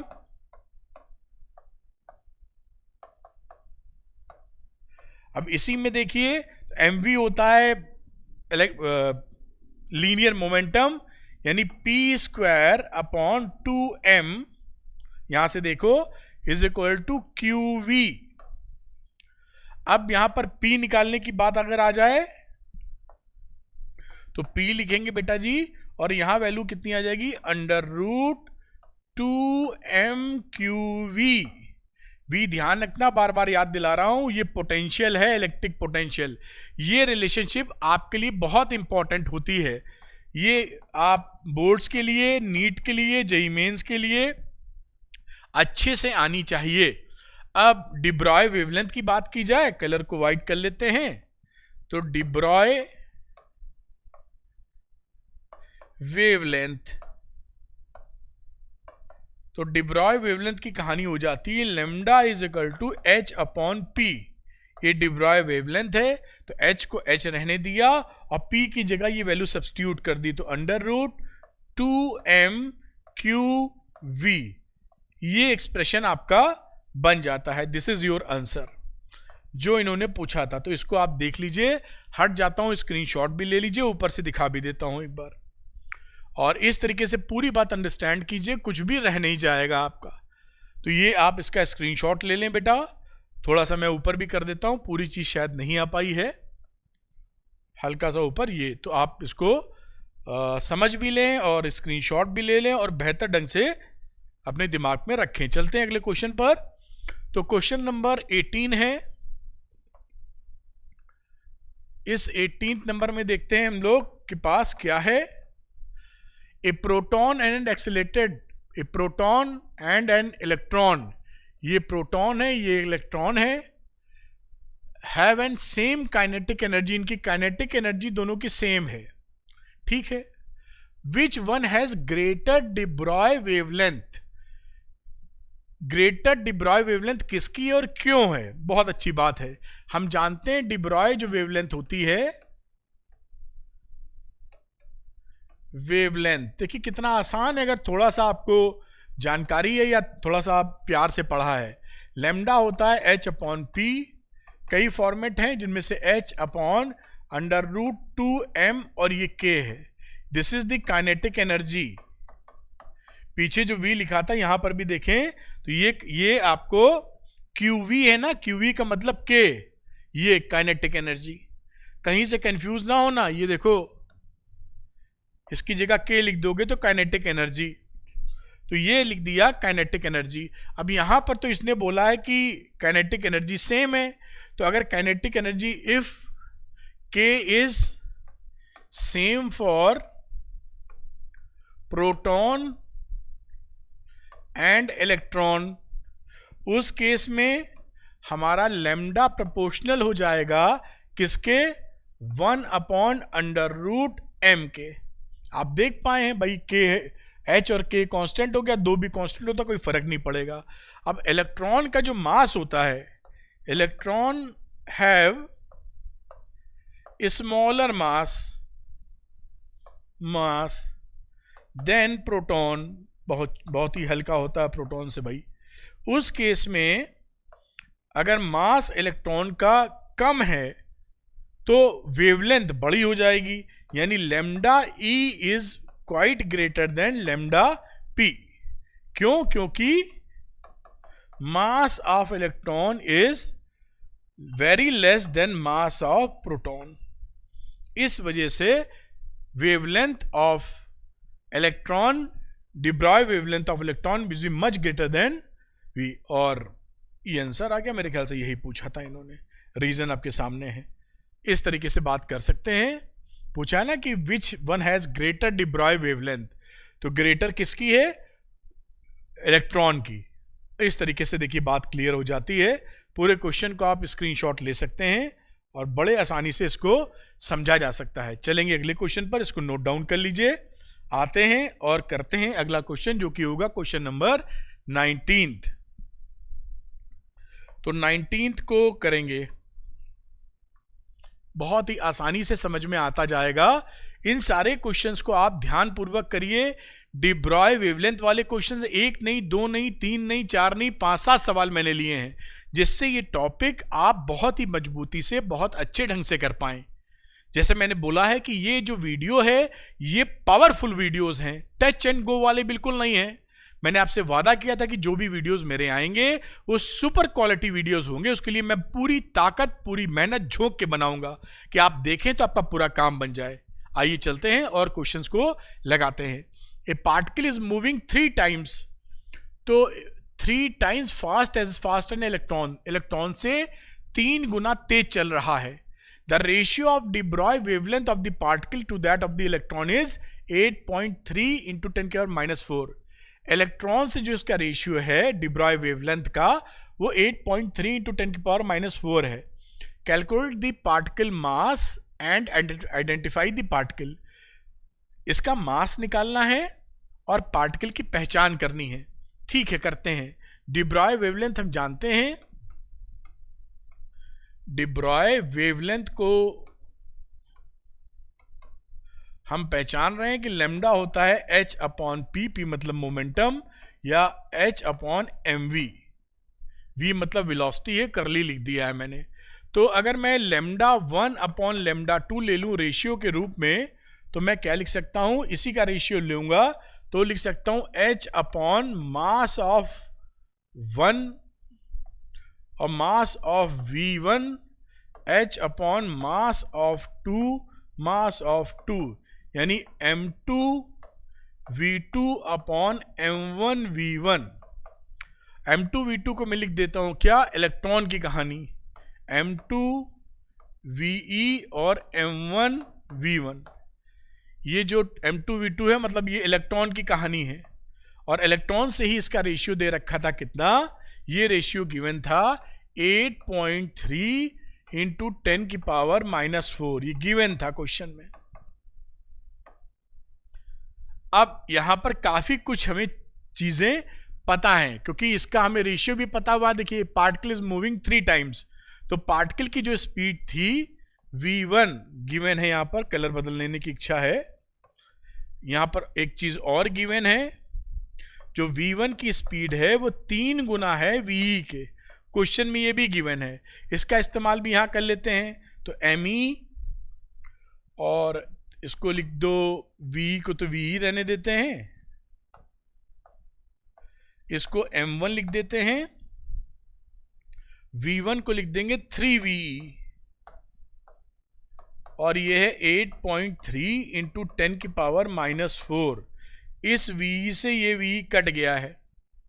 अब हमें मास ऑफ m1 निकालना है, तो अगर m1 निकालोगे तो क्या लिखोगे? me अपॉन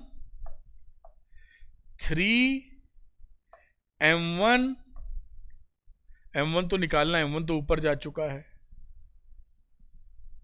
तो 3 into 8.3 into 10⁻⁻⁴।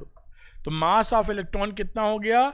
9.1 into 10⁻⁻31 upon 3 into 8.3 into 10⁻⁻⁴। और ये वैल्यू आ जाएगी 0.36 इंटू 10⁻⁻27 किलोग्राम। ये मास, ये आंसर निकल आया है। और ये प्रोबेबली क्या है, दिस पार्टिकल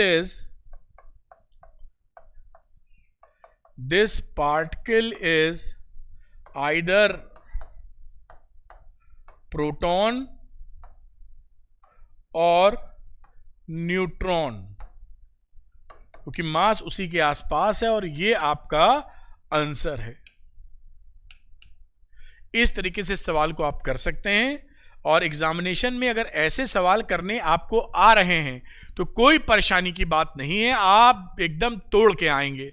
मैं सामने से हट जाता हूं, स्क्रीनशॉट आप ले लें और बेहतर काम कर लें अपना। तो मैं ऊपर से दिखा देता हूं जहां से ये चालू था। अगर स्क्रीनशॉट या नोट डाउन कुछ करना चाहें तो इसको जरूर आप नोट डाउन कर सकते हैं। मैं ऊपर इसको शिफ्ट भी कर देता हूं, पूरी बात आपके सामने आ जाएगी।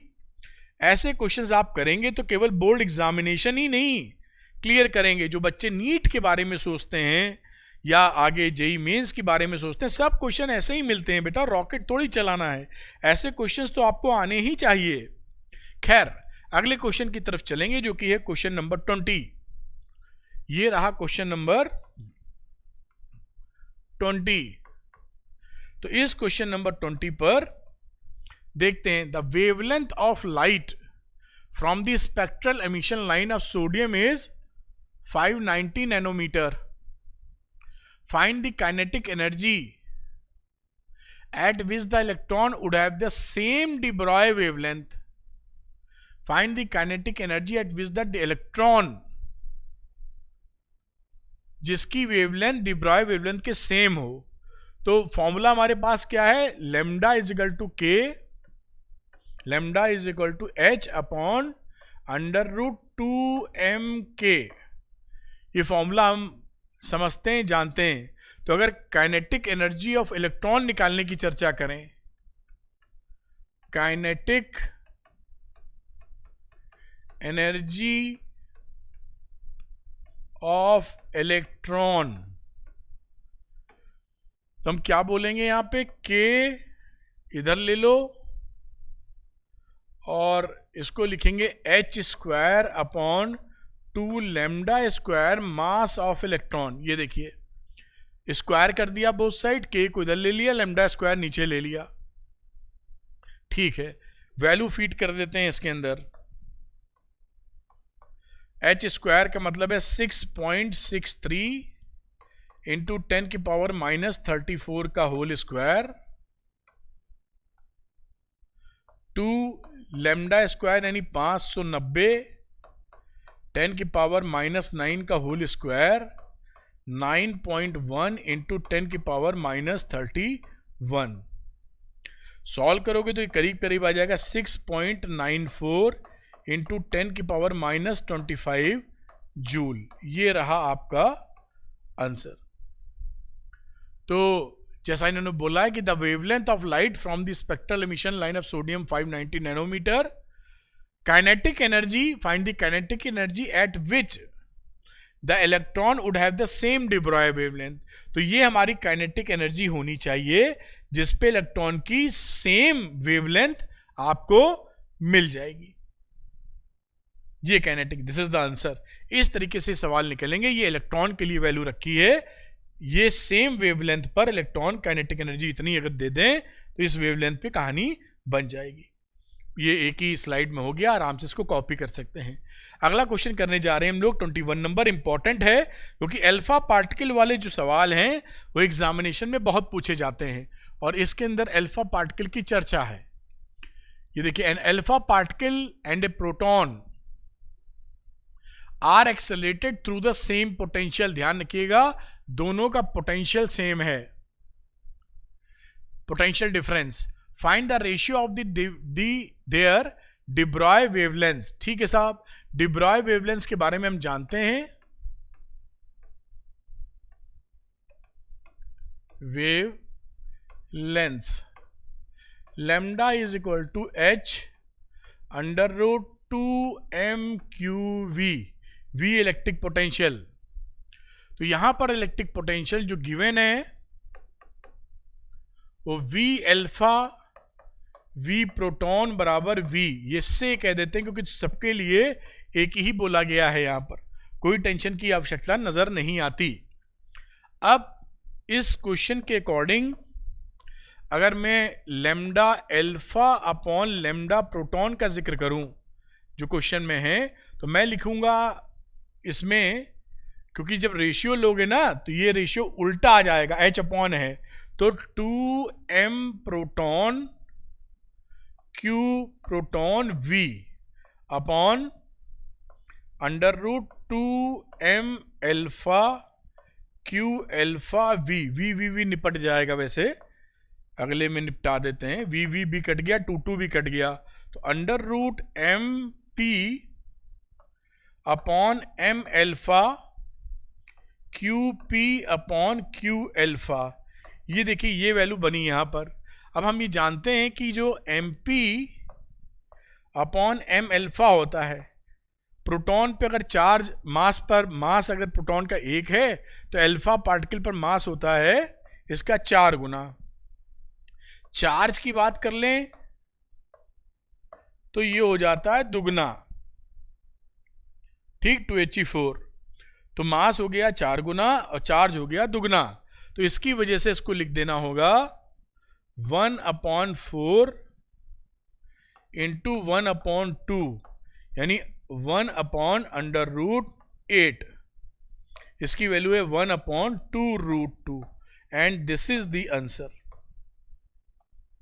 ये आपका आंसर आ गया। देखिए एक ही स्लाइड में है। वेरी इंपॉर्टेंट क्वेश्चन, ऐसे क्वेश्चन आपके एग्जाम में बहुत पूछे जाते हैं, आप मान के चलें कि ऐसे क्वेश्चन एग्जाम में टपकेंगे जरूर। ये तो मेरे ख्याल से बहुत इंपॉर्टेंट है, मतलब एक वी और लगा देना चाहिए, बाकी तो हरी इच्छा, but it is very important. मैं हट जाता हूं, इसको नोट कर लीजिए, काफी ज्यादा महत्वपूर्ण सवाल है। अगले क्वेश्चन पे चलेंगे, स्क्रीनशॉट ले लिया होगा आपने। जिन भी बच्चों को थ्योरी में समझने में कहीं तकलीफ है, अब तक नहीं पढ़ पाए हैं ज्यादा, या बेहतर रिवीजन चाहते हैं, आप विश्वास कीजिए पूरे चैप्टर का शानदार रिवीजन आपको मिल जाएगा वन शॉट में। डेरिवेशन के लिए भी अलग से बनी है सीरीज, लिंक दिया है डिस्क्रिप्शन के अंदर। जो भी चैप्टर या सारे चैप्टर जो आपकी इच्छा में है, जहां आपको हेल्प चाहिए, वो वहां से प्लेलिस्ट में देख सकते हैं। आपको ट्रेमेंडस बेनिफिट मिलेगा। आप एक बार देख के देखिए, आपको नशा ना हो जाए उन वीडियोस का तो बताइए मुझे। नशा अच्छी चीजों का, मजा ही आ जाएगा। खैर, पढ़ने का नशा कीजिए और देखिए कहां से कहां पहुंच जाएंगे आप। खैर, एक कदम और आगे चलते हैं, नंबर 22 पर है, यानी question number 22। An electron is revolving around the nucleus with a constant speed of this one, find the de Broglie wavelength. देखिए डिब्रॉय की छुट्टी ही कर दो उठा के। खैर, डिब्रॉय वेवलेंथ की बात करें तो lambda is equal to H upon P लिखते हैं, P मतलब लीनियर मोमेंटम, यानी H अपॉन mv लिखा जा सकता है। अब इसी बात को यहां पे ढूंढ निकालो, तो कुछ नहीं करना, H की वैल्यू हो गई 6.63 इंटू 10 की पावर -34, और नीचे मास ऑफ इलेक्ट्रॉन यानी 9.1 इंटू 10 की पावर -34, और साथ में वेलोसिटी दे रखी है 2.2 इंटू 10 की पावर 8। डिब्रॉय वेवलेंथ कुछ भी बचा नहीं, कैलकुलेट करेंगे 3.31 इंटू 10 की पावर -12 मीटर। आंसर आपके घर आ गया है, पधार चुका है आपके घर पर। और ये सारे देखिए बोर्ड में आए हुए सवाल हैं, अरविंद सर ने झूठ मूठ के नहीं बनाए हैं, तो आप प्यार से इनको करिए और इन सवालों का लुफ्त लीजिए, आनंद लीजिए, परम आनंद लीजिए। ठीक, आगे चलते हैं अगले क्वेश्चन पर। देखिए कितने प्यार से ये भी होगा, जरा सा ध्यान देना रहता है और मजा ही मजा। घबराने की कोई आवश्यकता नहीं है, बस चालू हो जाइए। An electron is accelerated through a potential difference of 100 volt. What is the de Broglie wavelength associated with it. देखिए इलेक्ट्रॉन के केस में एक फॉर्मूला होता है, आपने पढ़ा है, मैं बताता हूं। To which part of electromagnetic spectrum does this value of wavelength correspond. In case of electron ये फॉर्मूला सीधे याद किया जा सकता है de Broglie वेवलेंथ के लिए।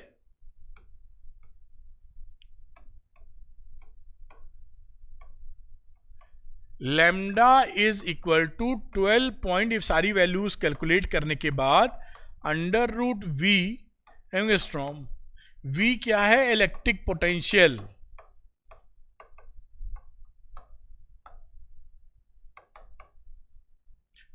इलेक्ट्रॉन के केस के लिए बातचीत की गई है। तो अगर इन केस ऑफ इलेक्ट्रॉन, अगर इलेक्ट्रॉन है तो de Broglie वेवलेंथ के लिए फॉर्मूला सीधे आप लगा सकते हैं। V क्या है? Electric potential. यहां पर जैसी बातचीत की गई है तो lambda is equal to 12.27 under root 100 लिखा है जहां तक पोटेंशियल डिफरेंस एंगस्ट्रॉम। तो 10 आ जाएगा 1.227 एंगस्ट्रॉम, इसकी वैल्यू बन गई लैम्डा। अब ये जो वेवलेंथ है ये किस इलेक्ट्रोमैग्नेटिक रेंज में बिलोंग करती है? तो ये बिलोंग करती है एक्स रे में। This is X ray. ये आप चेक कर लीजिए और ये आंसर आपके सामने मौजूद है। तो क्वेश्चन नंबर 23 हो जाता है। इसको आप कॉपी पेस्ट कर लें, मतलब स्क्रीनशॉट ले लें, नोट डाउन कर लें, जो भी है समझ लें। अब चलेंगे क्वेश्चन नंबर 24 के ऊपर। आइए, ये भी क्वेश्चन काफ़ी इंपॉर्टेंट है और हमें समझ में आना चाहिए। बड़ी मेहनत से क्वेश्चन मैंने सेलेक्ट किए हैं और भरपूर किए हैं, जिससे आपको पूरे चैप्टर में मजबूत मोदी मिसाइल मोदी मिसाइल, सचिन तेंदुलकर, विराट कोहली, माही का मतलब समझ रहे होंगे, महेंद्र सिंह धोनी, ऐसे मजा आना चाहिए। आइए, find the ratio of de Broglie wavelength associated with protons accelerated through a potential of 128 volt.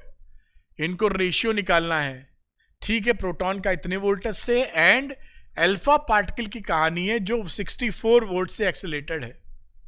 हमें मालूम है कि जो लैम्डा की कहानी होती है de Broglie वेवलेंथ की, वो होती है h upon under root 2m k kinetic energy, या पोटेंशियल में आ जाओ तो h upon under root 2m/qv। v है इलेक्ट्रिक पोटेंशियल, बार बार मैं आपको समझाता जा रहा हूं, ध्यान रखिएगा। काइनेटिक एनर्जी बराबर qv, जैसे कहीं कंफ्यूजन ना हो। यहां बात करें तो lambda is proportional to 1 upon under root m/qv। इस बात को समझते हुए अगर मैं प्रोटॉन और अल्फा की बात कर लूं, यानी alpha proton upon lambda proton upon lambda alpha, इसका रेशियो लेना था ना, तो मैं क्या लिख सकता हूं? इसके अनुसार रेसिप्रोकल है ना, तो उल्टा आएगा, अल्फा वाला ऊपर, m alpha q alpha v alpha upon m proton q proton v proton. बहुत सरल। और थोड़ा फोड़ फाड़ के लिख लो इसको m अल्फा जो भी काम करें ना, इंटरेस्ट से करें, मजा लेके, मुस्कुराते हुए, तो वो काम प्रेम पूर्वक होता है। और कई बच्चे या बच्चियां लोड बहुत ले लेते हैं, बहुत टेंशन, तो उस टेंशन से फिर आपका काम अच्छा नहीं हो पाएगा, बहुत प्रेशर ले लेंगे। थोड़ा प्रेशर जरूरी, सम स्ट्रेस जरूरी, ज्यादा stress not needed. It will kill you mental stability. Some pressure needed. अगर बिल्कुल प्रेशर नहीं होगा तो आप पता नहीं भटक जाएंगे। खैर नहीं, वे वापस आते हैं। अब यहां पर जो चीजें हम समझते हैं वो लिख देता हूं, white colour. m alpha upon m proton, mass की बात करें तो 4/1, फिर q alpha upon q proton की बढ़े तो 2/1, फिर पोटेंशियल v अल्फा, इधर लिख लें क्या, इधर ही लिख लो, v alpha upon v potential, कुछ बोला था तो ये था v अल्फा मतलब 64 अपॉन 128 मतलब 1/2। सारी वैल्यूज हैं, रख दीजिए, काम खत्म। और ऐसे सवाल विश्वास कीजिए बहुत एग्जाम, कॉम्पिटिटिव एग्जाम में आते रहते हैं। ऐसा मत समझिए कि वहां आपको तेजस मिसाइल छोड़नी है, चंद्रयान छोड़ना है, ऐसा नहीं होता बेटा। यही सब पढ़ना है जो किताबें आपके पास हैं, डिटेल्ड में समझदारी के साथ। तो 4 लिखो, इसका 2 लिखो और इसका 1/2 लिखो।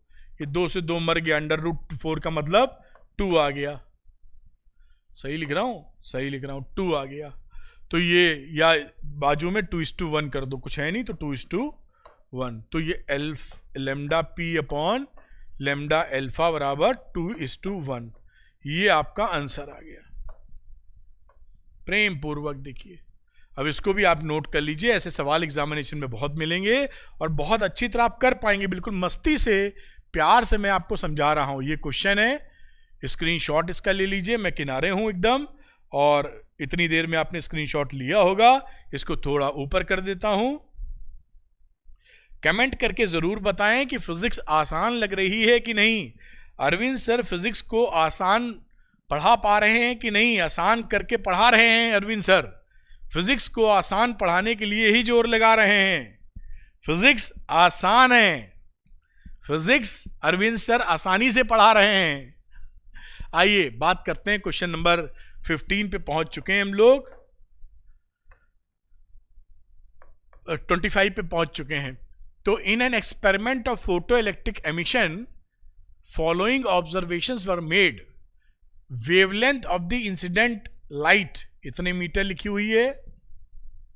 Stopping potential 3 volt. Kinetic energy of photo electrons with maximum speed. हमें मालूम है कि जो मैक्सिमम काइनेटिक एनर्जी होती है वो E इंटू स्टॉपिंग पोटेंशियल होती है, EV0।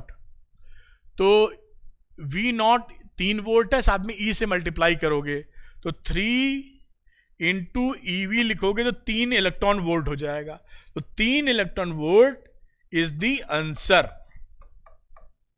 3 इलेक्ट्रॉन वोल्ट, समझ रहे हो ना? EV0 3 वोल्ट था, साथ में E से मल्टीप्लाई किया तो इलेक्ट्रॉन वोल्ट हो गया। गुड। नंबर 2 पर आ जाओ। Work function. तो वर्क फंक्शन क्या निकालोगे?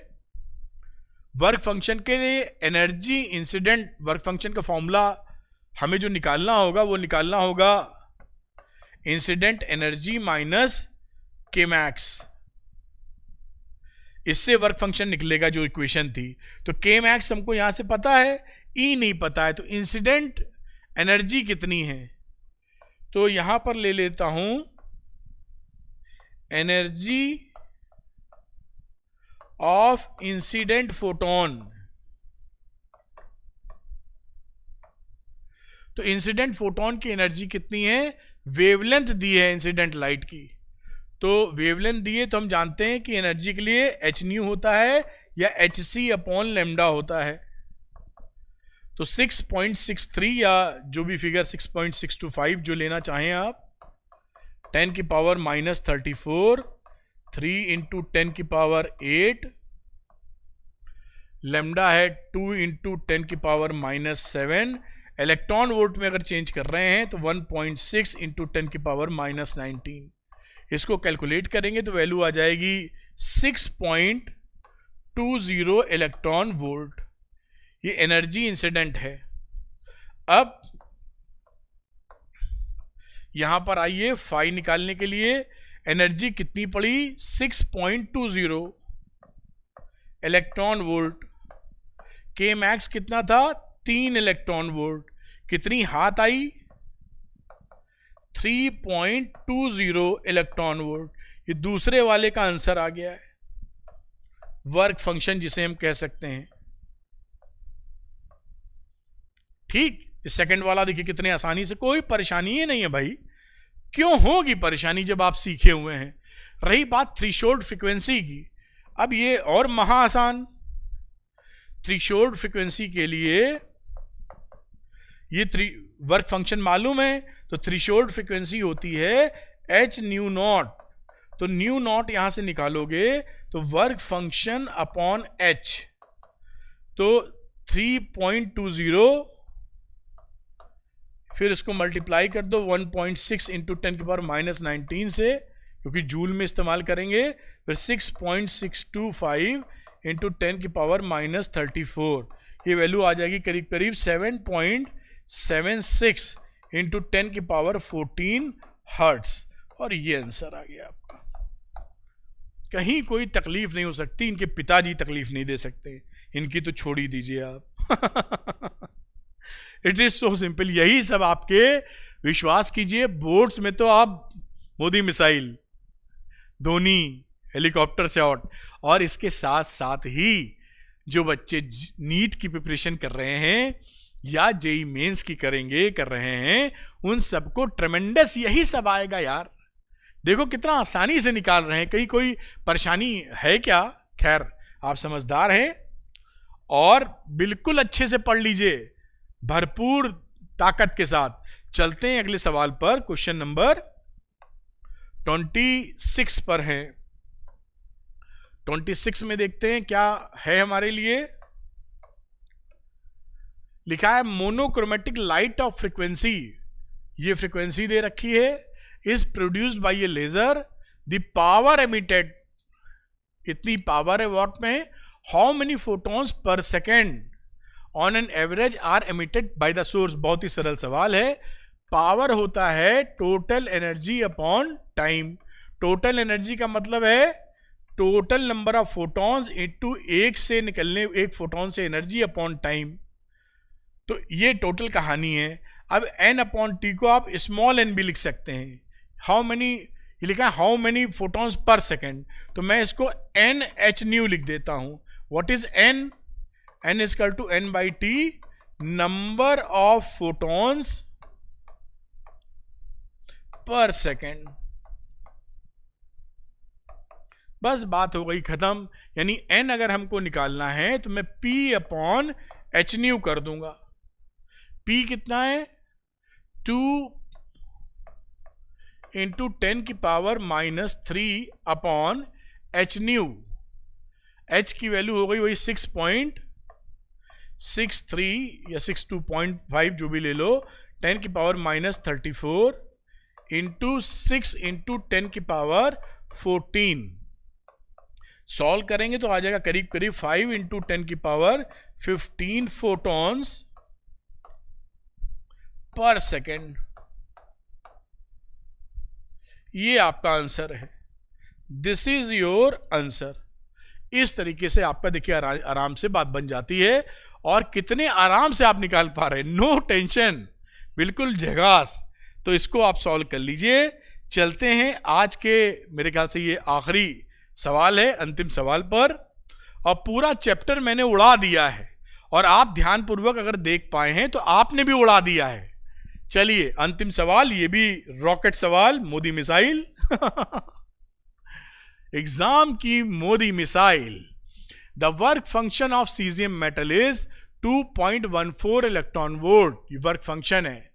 When light of frequency 6 into 10 की power 14 hertz is incident on the metal surface, photo emissions of electron occurs. ठीक है भाई। What is the maximum kinetic energy of the emitted electron, यही पहले निपट लेते हैं इससे। तो ए वाले में क्या है, मैक्सिमम काइनेटिक एनर्जी कैसे निकलती है, के मैक्स लिख दूं अगर, तो के मैक्स का मतलब है इंसिडेंट फोटोन में से वर्क फंक्शन घटा दो, यही इसका मतलब होता है। तो 6.63 इंटू 10 की पावर माइनस 34, इंसिडेंट फ्रीक्वेंसी कितनी थी, 6 इंटू 10 की पावर 14, ये दे रखी है, माइनस वर्क फंक्शन भी दिया है, इलेक्ट्रॉन वोल्ट को कन्वर्ट कर ले जूल में, तो 2.14 इंटू 1.6 इंटू 10 की पावर माइनस 19 हो गया जूल में। अब इसको सॉल्व कर लीजिए तो 0.554 इंटू 10 की पावर माइनस 19 जूल। अब इलेक्ट्रॉन वोल्ट में भी इसकी ज़रूरत पड़ेगी तो उसको भी, इसको इलेक्ट्रॉन वोल्ट में भी चेंज कर लेते हैं। 0.554 इंटू 10 की पावर माइनस 19 अपॉन 1.6 इंटू 10 की पावर माइनस 19, अब ये इलेक्ट्रॉन वोल्ट में आ जाएगा, और 0.34 इलेक्ट्रॉन वोल्ट। यानी इलेक्ट्रॉन वोल्ट में भी निकाल चुके हैं और जूल में भी निकाल लिया है। पहले का तो आंसर हो ही गया, जिसमें मन चाहे उसमें कह दीजिए आप। Number 2 question, number 2 part, second part B पर बोल देते हैं। बी पे क्या कह रहे हैं, स्टॉपिंग पोटेंशियल। तो स्टॉपिंग पोटेंशियल क्या रहता है, आप और हम दोनों जानते हैं स्टॉपिंग पोटेंशियल का मतलब होता है कि के मैक्स की जो वैल्यू होती है वो ई वी नॉट के बराबर होती है। यानी अगर हमको वी नॉट निकालना है तो जो के मैक्स है उसको हम ई से कर दें डिवाइड, तो यहाँ पर 0.34 इलेक्ट्रॉन वोल्ट को ई से कर दो डिवाइड, 0.34 वोल्ट। इस सेकंड वाले का आंसर कितना मजेदार है है कि नहीं, मक्खन सी नंबर। अरे मुझे तो मजा आने लगता है, आपको भी आना चाहिए, अगर दिल लग रहा हो तो मजा आता है। मुझे तो कितना मजा आने लगता है इसको करने में। फिर maximum speed of emitted electron, speed पूछा है तो इनको तो एक घूंसा मारने का मन कर रहा है मुझे, बोर्ड पे घूंसा चढ़ते हैं। अब के मैक्स अगर पता है हमको तो कोई बच्चा क्या स्पीड नहीं निकाल पाएगा, एकदम बेवकूफ़ी भरी हरकत। भाई के मैक्स का मतलब होता है एम वी वी मैक्स, ये तो हम लोग पता नहीं कितने सालों से पढ़ते आ रहे हैं। तो अब यहां पर वैल्यू वी मैक्स अगर निकालनी हो तो हम लिख सकते हैं √2 के मैक्स अपॉन एम, ठीक लिखा है ना। अब यहां पर वैल्यू रख दीजिए 2 के मैक्स निकाली थी, जूल वाली रख देते हैं ये, into 0.554 into 10⁻⁻19 upon mass of electron 9.1 into 10⁻⁻31।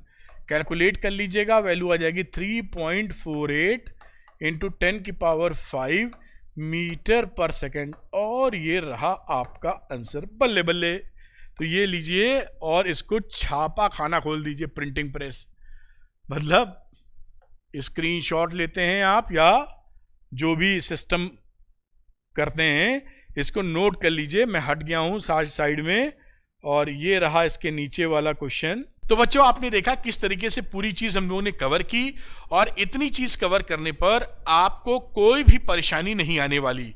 100% आपके नंबर आ सकते हैं अगर सारी बातें आप ध्यान रखते हैं तो।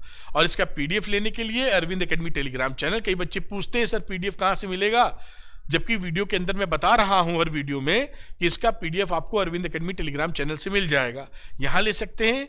कुछ बच्चे मुझसे पढ़ना चाहते हैं, पर्सनल फील लेना चाहते हैं, तो उनके लिए Arvind academy Telegram, Arvind academy का ऐप है, इसका लिंक मैं डिस्क्रिप्शन में दे रहा हूं, वहां क्लिक करके डाउनलोड कर लीजिए।